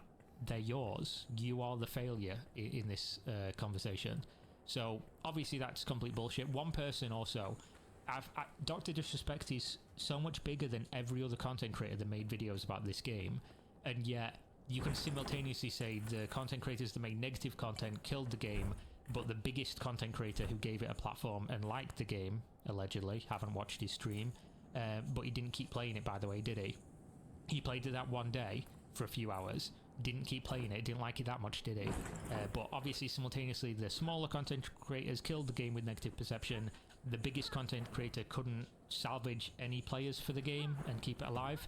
Nah, mate, not how it works, does it? Use your fucking brain. By the way, after sales closed, many people wrote to us that bloggers had deceived them and they liked the game and they asked for access. So I mean, I'm sure some people did. I still had people tell me they liked the game. But again, some people liking a game that isn't very good is not anything new. People like bad things all the time. Sometimes it just resonates with you, or whatever else. This is not an indictment of the majority opinion. I'll say it as I always do. Some people love when women put on high heels and stamp on their balls. Does that mean I think that's a good pastime and that it's going to get stellar reviews and great player numbers? No, most people don't like that. So to say some people liked it, great. You do know there's sex acts like a Cleveland steamer and things like that. People like some weird shit, you know, figuratively and literally. We also heard that petitions were created to continue development. It's a shame all these people that loved your game didn't play the fucking thing then, or not refund it. And on the black market, okay, they're selling organs. No, they're selling the day before codes. The game's price exceeded $200, and some even began to make their own mods. Great, there you go then.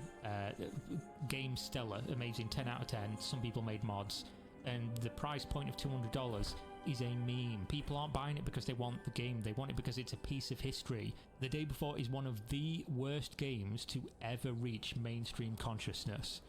That's just a fact. Most bad games exist and then go away and nobody notices because they don't get on the front page of Steam, they don't get on the most wishlisted on Steam, they don't get talked about by content creators.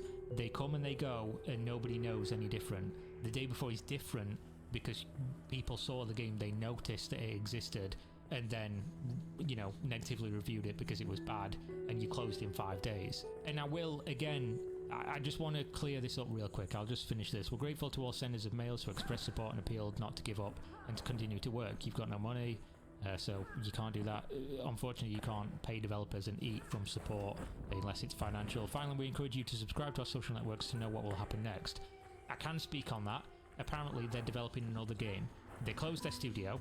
They're still posting on social media blaming other people. They're making a new game. That's what's from behind the scenes. They're, according to some sources from Poland and Russia, they have maintained some of their development staff and they're making another game, which is, bear in mind, guys, they're just lying, bro. From any common sense perspective, look at the timeline. 5 days after game launch, we've got no money, we've got to close our studio. Oh, but we're making another game. Our publisher relationship's great, we're still posting on our social media. What I will say is that you had the platform for this game to do well. I'm not joking. I don't think a single content creator that covered this game negatively in the, you know, years of waiting for a game you repeatedly delayed. Well done on that one, by the way. Those delays really worked in your favour for a well-polished game experience. Not a single one of the creators that I saw make these videos, I don't think a single one of them would have still said the game was bad if they logged on and played it and the game was good. I don't believe that that's true. I also don't believe that you can fumble that many eyeballs on your product with 38,000 concurrent players in the first hour. I don't think it's possible to fumble a game that bad if the game's good. I don't care what kind of hate you've got. You're living in a fantasy world if you think people just revere content creators so much that they'll not do something in droves as like a consensus, as a hive mind, just because their you know, favorite content creator or whatever told them they think the game's bad. The game was bad, the reviews were bad, the play numbers were bad, the refunds were bad. And when you tell people we didn't do anything wrong, we gave everyone their money back, when you literally said day one we're closing the studio and paying our debts off with the money you gave us for this game, you can't, bro, you can't. Like, this is all provable. It's on you. At least fucking delete the post if you're gonna lie about it. I've got it archived, like, so I'd still pull it up, but at least do that. Fucking hell, there's some comments on this day before closure notice said, oh my god, that's crazy, bro. By the way, I was having I'm not fun aware of until any you other did game this. in Steam's history that has ever issued a full refund to everybody no matter what, basically wiping the game off of their platform like a fucking bad stain. I'm unaware of any other game, so you literally made history for being one of the worst games ever on Steam. So trying to blame anybody else for that fact is crazy. The fact is, bro, if you thought you'd done nothing wrong and you thought the game was actually good and it was just the content creators with a problem, you wouldn't have had to have refunded people in droves, would you? You wouldn't have had to do that. That's just, it's fairy tale land, man. I don't understand what you're trying to gain from this, but I honestly think it's going to be multiple more years of watching Fantastic do stuff like this. So yeah, there we go. Hopefully this is the end of it. I don't think it will be. I'm sure there's more brewing behind the scenes.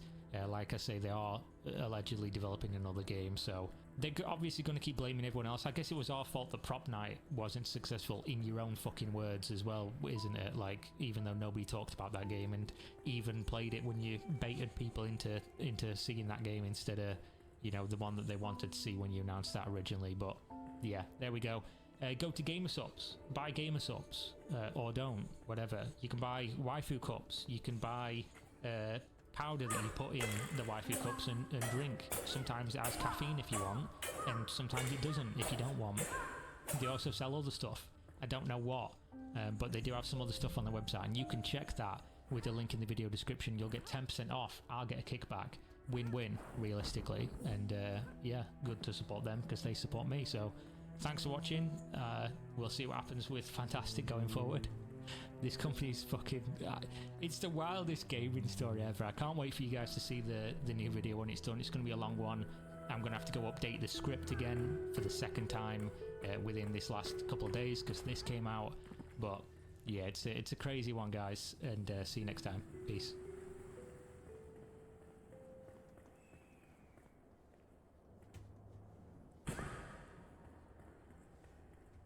Or hotter than I. Maybe two. Babe, tonight I'm gonna be giving you...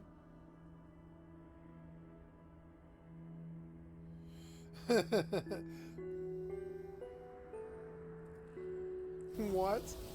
There were over 5,000 people alive in Dubai the day before you arrived. How many are alive today, I wonder? Spec Ops: The Line is a game unlike any other I've ever played. While it may seem on the surface like a run-of-the-mill third-person war shooter, it's the farthest thing from that. But I don't want to get too ahead of myself here, because today we're going to dive deep into the entire story of Spec Ops: The Line from start to finish, covering the whole thing, going through the individual story beats as they happen in the game from the perspective of a first-time player. But first, we quickly have to address the history of this franchise, because yes, some may be surprised to hear that this is one of many Spec Ops titles, as it is a series of tactical shooters first created by Zombie Studios in 1998 with its first title, Spec Ops: Rangers Lead the Way, which was a pretty well received game despite not getting that popular. It had its fair share of fans, but it only saw limited success with its Windows-only release. Still, the franchise was popular enough to receive sequels, given admittedly generic names like Stealth Patrol, Covert Assault, and Airborne Commando. But overall gameplay-wise, these titles have been compared to other games like SOCOM US Navy SEALs and Rainbow Six. However, the last game in the series was 2002's Airborne Commando, before it would end up being rebooted in 2012 with Jaeger's The Line, which would end up being published by 2K Games. But we've spent enough time on the general history. Let's get into the actual game itself. But even before it begins, you can already tell something is off.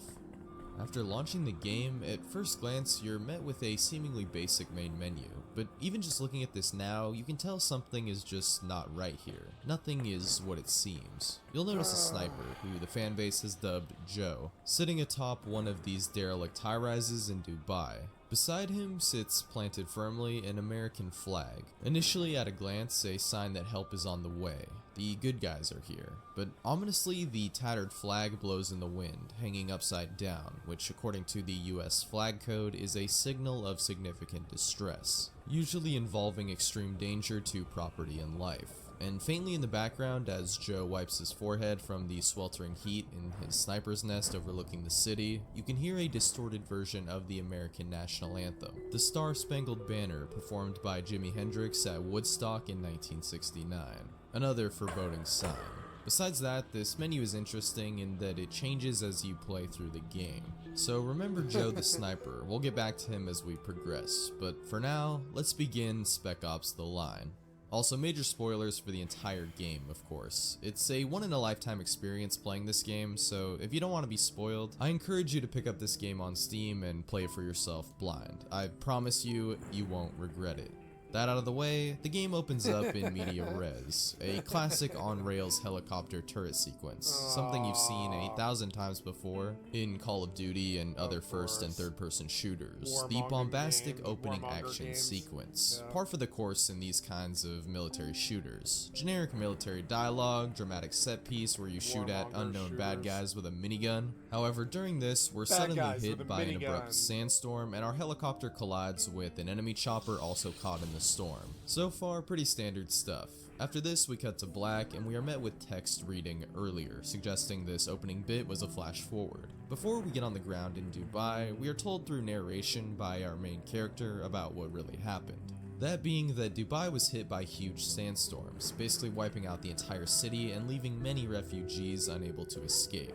That's where Colonel John Conrad came in, a commander of the 33rd Battalion of the US Army, who our protagonist describes as a war hero, serving in Afghanistan and taking his battalion to Dubai to save the people, against the wishes of the UAE government. Our main character even describes how during a mission in Kabul, the colonel single-handedly dragged us out of a gunfight and saved our life, half a mile even to an evac chopper. However, despite how much our main character admires Conrad, it seems something went wrong with this rescue operation, because when things got dire, Conrad was ordered to abandon the city, an order which he and his men defied. From here, the storms in the area only got worse, and for 6 months, they didn't hear anything back from the colonel until 2 weeks ago, when they received a final distress transmission from Conrad.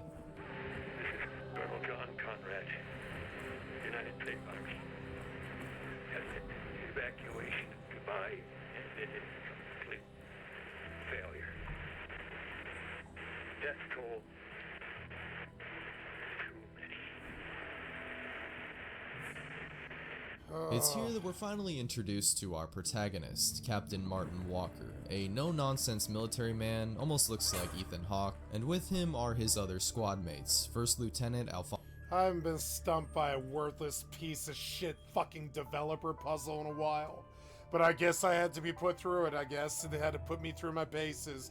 I gotta go fucking Google this, which is just fucking sad.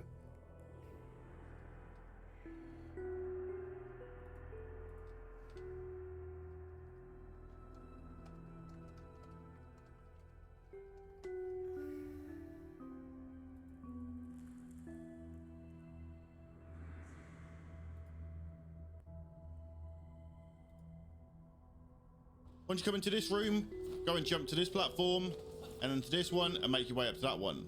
Once you come in here, these three things here are going to be shooting lightning, so be careful, just dodge, roll through it. This is your first button. Click that. Also, you can go down there on the right-hand side and get yourself a secret chest. Make your way up, and then activate this. Grapple across, and then the next button is right in front of you. Go back on yourself and... Okay, so I guess I just missed that part of it. Oh, fucking stupid.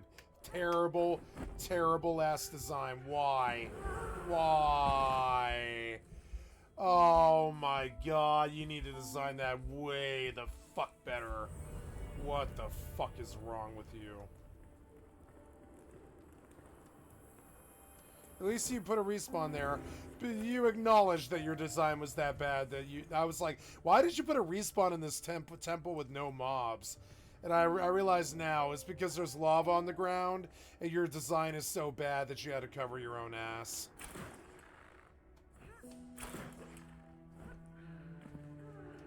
Well, now I know to look for those things, I guess. Ah, damn it. How the fuck would I know to look up where it's like that? Come on, man. Stupid, non-intuitive fucking puzzles waste my fucking time. Horseshit ass fucking puzzles that don't fucking value or bring anything to the game. Waste my fucking time. At least it's over. Look at that sense of accomplishment I got. Oh man, I feel so much better from doing this whole thing and wasting all that time. I feel so good. You did such a good job as a developer. The dopamine that I got from this terrible, fucked up, retarded ass fucking puzzle sequence was so good. You did your job as a developer so fucking well. I feel such a sense of accomplishment from fucking finding this stupid ass thing that I didn't want in the first place. Jesus Christ, you and your fucking puzzles. Fucking triple anus bullshit. You know, these puzzles were cool in 1994 on the Super Nintendo. But I think we're all a little bit older now, and I think you should go fuck off with your retarded ass, fucking bullshit ass puzzles. And I look up and like, no, it's not about a puzzle, is it? Nah, look up, you missed some stupid thing we hit or whatever. And I can't read your fucking mind. How would I know? I'm not you. I don't know what you're thinking. Why would I know to look up at the fucking ceiling, you know? Fuck that. Bullshit ass fucking triple anus puzzles. I thought you were better than that, but you aren't. You just triple anused me. My triple anus was violated. God damn it. Warp drive. Stay away from fucking puzzles, you piece of shit developer. Stay away from it. You don't know how to write them. You don't know how to design them. It wasn't fun. This was, like, frankly, really unwelcome and really unpleasant. Don't do this to me again. And I know you are. I know it's all of this is this. This entire game are these stupid-ass Far Cry ruins with outpost guards and dumbass fucking puzzles from 1994. It's triple anus that doesn't know it's triple anus yet. I hope Todd and them are having cigars right now up at Bethesda headquarters and shit, you know? And they're all like, welcome to the triple anus. You can rub your anus lips all over the fucking gamers' lips now, you know? good job, you made it to the triple anus, you know? Better fill your rooms with bullshit-ass puzzles that don't fucking add value to the game in anywhere form, that don't actually intellectually stimulate anybody. It wastes a lot of time so that you get your good time sink fucking 20, 30, 40, 50 hour, 150 hour playthrough or whatever. Yeah, and what did I get for this puzzle? Nothing. Some piece of shit NPC that I don't want for food buffs and food stuff that I don't care about, that is just basically like gated fucking gameplay. And I'm sorry, but all of the triple anus does this, so I'm not gonna quit your game. All of them do this. My complaint's not with whatever this company is. My complaint's with they all do this. They all do it. And dear God, why? Even From Software does that stupid ass shit. Everybody does it. Waste time with time sink puzzles. Jack off ruins that don't mean anything. Fucking Far Cry outposts and the triple anus. Alonzo Adams, the Here's an example. By the way, this video is called, thank you Sourcebrew for the excellent content for my channel. This video is called The Most Disturbing Game Ever Made, Spec Ops The Line. And I believe him. which is like a joke example of a triple anus just totally fucking going off the triple anus fucking deep end and full-blown cracking, you know, and unhinging and going full triple anus unhinged and giving us the most disturbing game ever made. This is triple anus going completely fucking crazy. Specialist who Yep, and thank God. I wonder how many jump puzzle bullshit, fucking bullshit ass three puzzle symbol fucking puzzles they put in Spec Hawk the Line. I guarantee it. Probably 15 or 20 of them. They all do this. Get 2 or 3 fucking keys for 2 or 3 fucking doors in some mansion or something. Who the fuck cares about that stupid, irrelevant fucking shit that was cool when I was 12 on the Super Nintendo? Not I. engagements, and is also an experienced helicopter pilot, and for the most part follows the orders given to him by Captain Walker. And then there's Staff Sergeant John Lugo. See, I don't have to pretend to be the fucking AVGN. I am the AVGN, you know what I'm saying? Like, I'll fucking sit there and I'll fucking tear a triple anuses right to their... I'll tear a triple anus right to their fucking face, and I'll say, yeah. The 8 dungeons that you put in Final Fantasy fucking 10 sucks so much fucking dick that I completely lost faith in Square Enix for 7 years.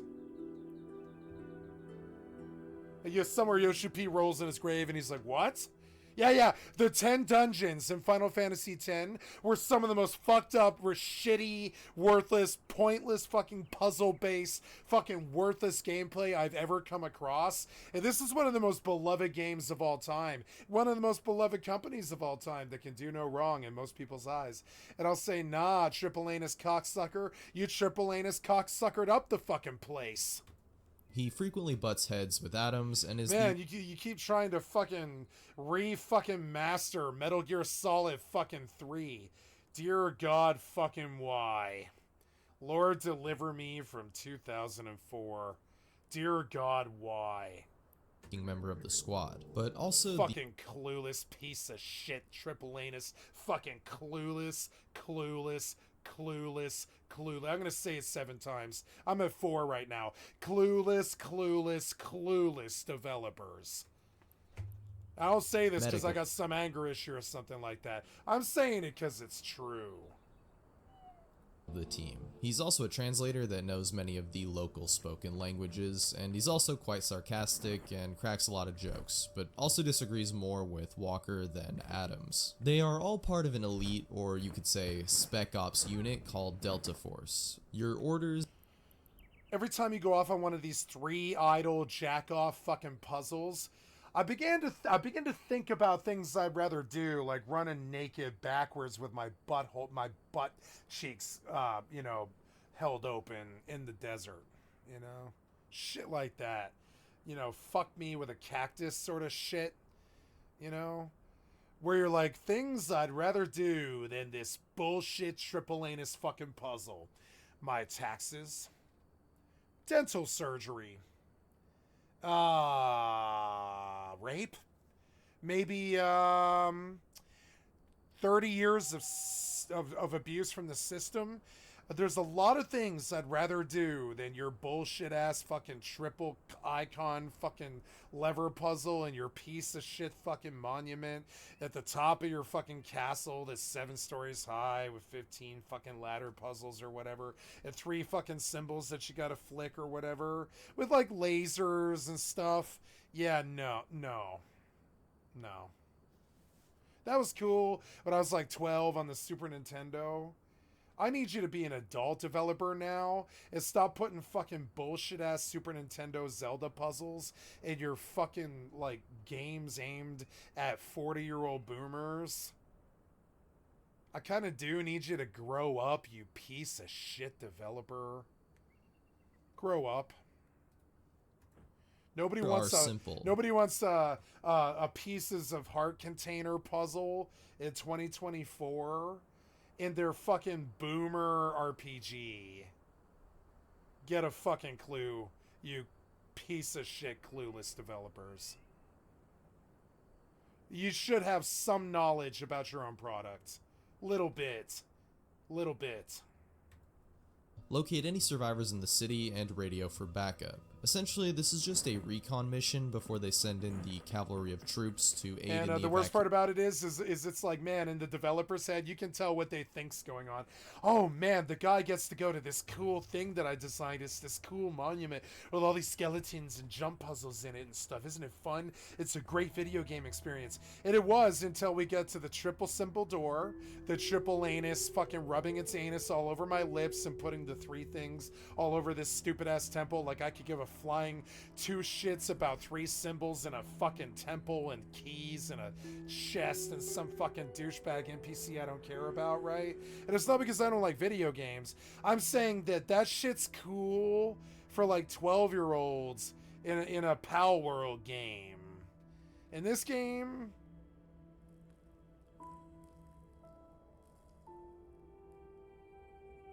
it's cool for Zelda, Breath of the Tearful Kingdom. It's not cool for this. As Delta Team approaches the outskirts, Lugo thinks he hears someone, but they dismiss it and continue on. And for the most part, they're taking it all pretty lightly. No, what I'm saying is the truth. It's unfortunate. I feel like I'm testifying in a confessional while I tell the priest the dirty places you touched me as a fucking child with your fucking puzzle design and your bullshit triple anus titles. I don't care if this is triple anus yet. It will be eventually. Because you're sucking on that triple anus dick pretty fucking deep in your mouth.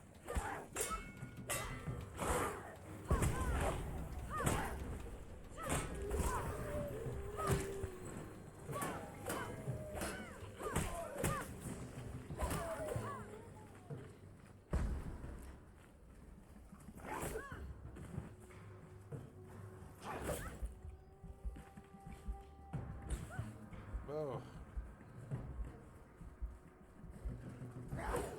Nice. I really don't like how it takes like, what, 4 seconds to use a fucking health item? The fuck is that? Oh, I'm sorry. Let me fumble around for 5 seconds while somebody wails on me. You think that's a good design in any game? Ever?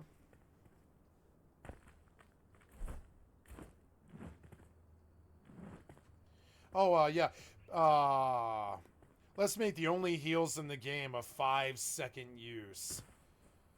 Not even fucking From Software had the balls to do that, but we'll do it, you know?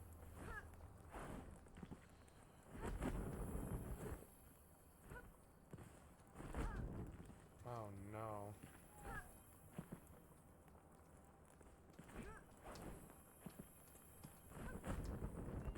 Oh, no.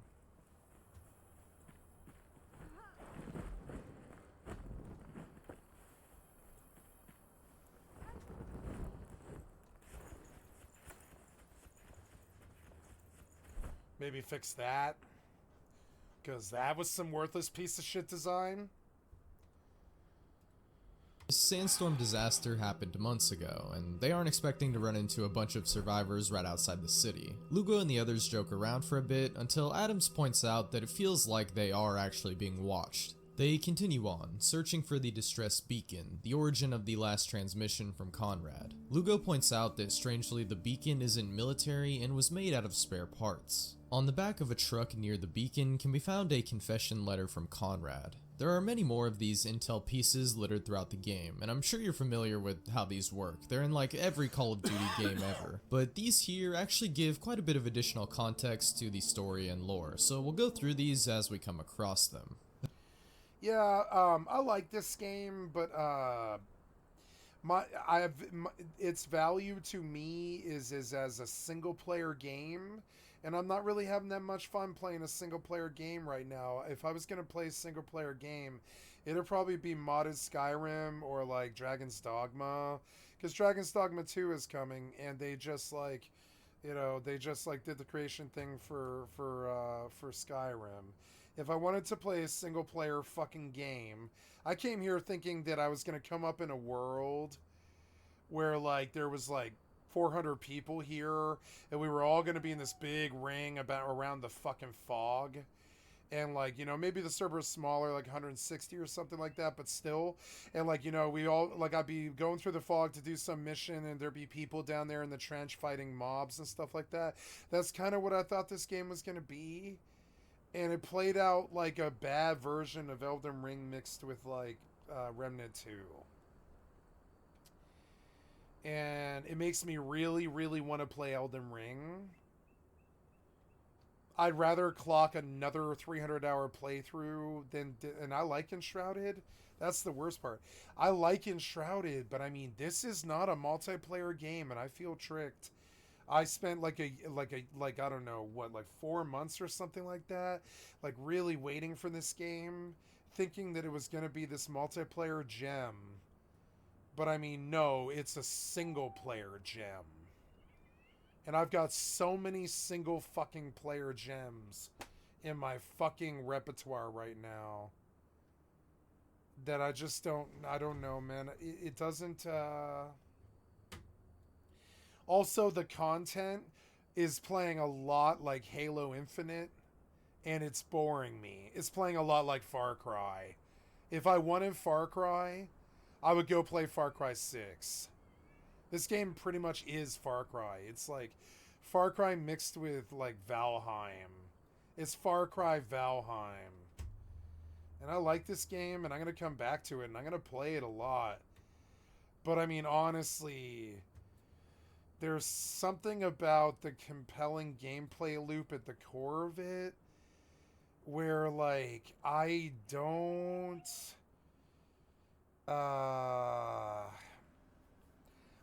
like how it feels like I'm playing a third-party developer's attempt at a survival game, but with all of the woe-betide problems of a triple Anus title. And I like this game, which is weird, because I am starting to feel tricked about the multiplayer, and it's too late to get a refund, so now I'm looking at it like a single-player title, and for $30, it's not a bad single-player title. It's a lot better than most single-player titles. But my desire to play it has plummeted like fucking Starfield. Which is so annoying to me, because I know it's a good game. I know this is a good game, but my desire to play it has plummeted like Starfield. I don't know why. It's something to do with, like, without the people there, I don't care about the gear. If I don't care about the gear, the game ends. For me. You know? And if the game ends, it's boring to me. The game will end. I can see it. It's a big game, like fucking Valheim, and it's very, very hand-drawn and well done. But okay, it's weird. Each day, this map seemed like, okay, yesterday, this map seemed fucking gargantuan to me. but now it doesn't at all. It feels like if I wanted to, I could chain this for 30 or 40 hours and completely clear it.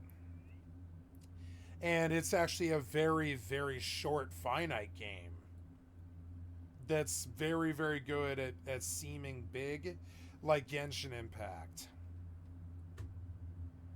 And I'm disappointed again. And I'm scared I'm going to see the same thing with PAX Day. And I think I'm going to see the same thing with Ashes of Creation. And I think New World is in a better place than all three of these titles combined. And what the fuck happened here? And it's not even like I'm unhappy with it. Enshrouded, or I would take my swing at getting a refund. I don't think I want to take a swing at getting a refund. I think it's an okay game. I think they committed a lie that I was okay with, which was like, oh, it's got good multiplayer. But then when they went to try to implement it, they realized that they had a situation that was worse than even Fallout 76, where the multiplayer implementation was going to eat up like all of their fucking time for a mediocre effort. And 76 is not a mediocre effort. It's just like it doesn't lend itself to multiplayer that well outside of the public raids. Public raids are great. So I came to this game thinking that I was going to be public raiding the Fog with like 200 other people, and I would get the same sort of feeling of a Rust server, that we were all on the same Rust server, and that Jesus Christ, the mobs are not that good. They're just not that good. The mobs are frankly not that fun to fight. They're frustrating. They get cheap hits all the time. They're bullet spongy. You know, like I can feel my interest losing, so I just popped a really big potion because I don't give a shit. You know, I don't care, and that sucks. I just want the fight to be over because I'm not having fun fighting this guy. Like New World. New World is really fun. This game is not that fun, the fighting. The combat, and we traded because the combat is more based off stealing quarters than it is on balance. You know? And the design is sort of questionable because, like, I'm not that far from where I died and I don't care, you know? I feel like I was running north, but now I feel like you like, it's weird. Like I don't know, like I was like down here, I guess. Oh no, yeah, like I was right here the entire time. Or no, I ran back. Yeah, I ran back. Now that doesn't seem right. Yeah, see? There we go. The inventory is a serious fuck-up problem. I'm talking serious fuck-up problem. As usual. The inventory in Starfield was a goddamn disaster. The inventory in Dragon's Dogma was a fucking disaster. New World's inventory is not a disaster like ESO or Final Fantasy XIV or even World of Warcraft. Like New World does not have a disaster inventory. It does not. It really does not. Like, this to me is a disaster. When I opened this, I was like, Jesus fucking Christ. It's a Genshin Impact inventory that means nothing. That fills up in 5 fucking seconds because you're basing a lot of your gameplay around time sync journeys back to the fucking fort, kind of like Fallout 76. And that's the bad side of Fallout 76. Being forced to go back over and over and over again. What's the one thing that the community full-blown threatened to burn Bethesda on? Was 76. Do you know? Did you watch the Fallout 76? Yeah. They were like, if you don't fix the fucking storage problem, we will burn your game. That's literally what they said on Twitter. They were like, if you don't fix this fucking bullshit 200 inventory problem in this game with thousands and thousands and thousands and thousands of pounds of loot, we will fucking straight burn your game and fucking torture it and unite and boycott and kill Bethesda outright. That's literally what they said. So yep, over a space of like 7 days, Bethesda showed up and they were like, here's a 1,200-pound storage box. Now that's the exact same thing New World did. But the difference the New World did was there's a box with 1,200 pounds in every single fucking town in New World. And there's like 30 of them. 40 of them. Something. So you're looking at 40, 50,000 pounds of storage, right? I look at this piece of shit fucking bullshit developer, fucking triple anus Genshin Impact fucking Destiny 2 fucking inventory that filled up faster than Valheim. And I was like, Jesus fucking Christ. Have you ever played like Rust? Or I don't know, something. Like Rust isn't any better than this. Rust is just as bad as this. No better, no worse. Rust and Valheim and fucking, you know, fucking Ark and you know, fucking DayZ and shit, they've got inventory woes. Inventory woes, the worst I've ever seen. Rust added a fucking Factorio system just to fucking address their inventory woes, because they have inventory woes. And I look at this and I'm like, no fucking thank you. And I try to look past this. In the demo, I was like, it's workable. I can look past it. But the problem is, all right, I don't know. Now that I've cleared like 3 of these spires, I'm like, this is frankly fucking boring. The exploration is not there. You beeline straight to the fucking target, exactly like fucking Far Cry. You don't get lost like New Worlds. You don't see so much loot that you have to stop and pick it up like Fallout 76. You just like want to move forward, and I guarantee you there are people who haven't even stopped playing this game yet, who have been at it now probably 25 hours or 30 hours, who are still playing the game, who haven't taken a break yet, because they're thinking they can probably clear it in like 30 hours. And I bet they're probably right. And it did. It played out. It did not have that open sense of exploration like fucking Valheim. It plays out like Halo Infinite and Far Cry 5. And I don't know why I have reneged, but I have now reneged. And I'm not going to boycott. I'm not even going to ask for a refund, because I fundamentally believe that this is a good game, just like fucking Starfield. But it's not an MMO, and I can't bring myself to play it, unfortunately. God fucking damn it, man. And you fall for the hype. Like, I really need that $30 right now. I need it. And I want to ask for a refund and base it off the fact that they said that there would be no limit on the multiplayer and that many players would be helping each other slay the fog. They should have called it Slay the Fog, and they should have stayed true to it. But instead they called it Enshrouded, which sounds like they're basically like enshrouding their fucking game in a lie. And I think the Griftonomics have taken over the development scene, even on the triple anus level, but especially down at the fucking like day before Ashes of Creation, PAX Day, Enshrouded level. And more like a triple anus title like New World is starting to look fucking better to me. And I don't like sitting on New World all day. It can be, it's not boring.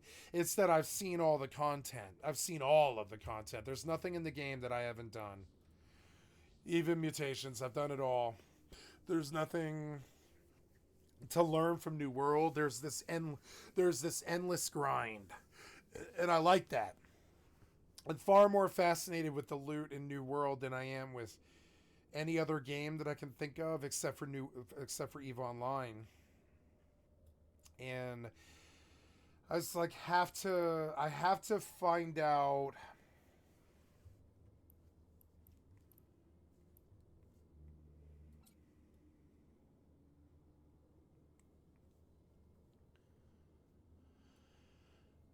like, maybe it's me.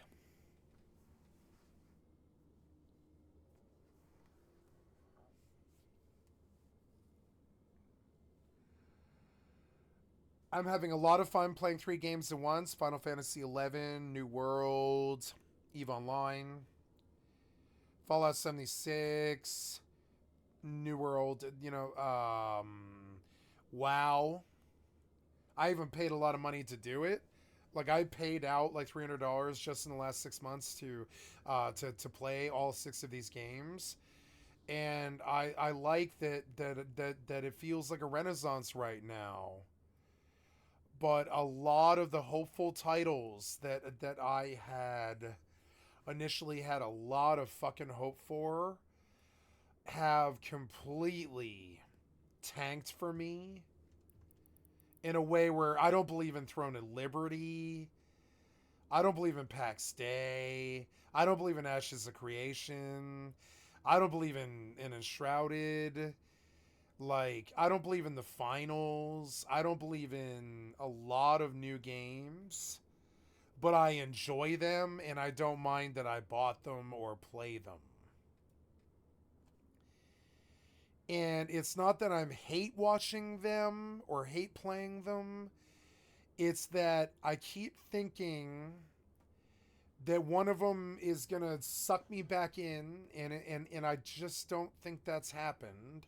I think it took me filling the hole with 8 fucking, whatevers, but with 8 games before I was able to essentially break free of the malaise and the just general despondency of being in a state of searching for games, hunting for games. If I'm hunting for games, I'm unhappy. And all the time, I'm thinking about, will there be more depth in EVE Online if I go deeper? Will there be more depth in World of Warcraft if I go deeper in SOD?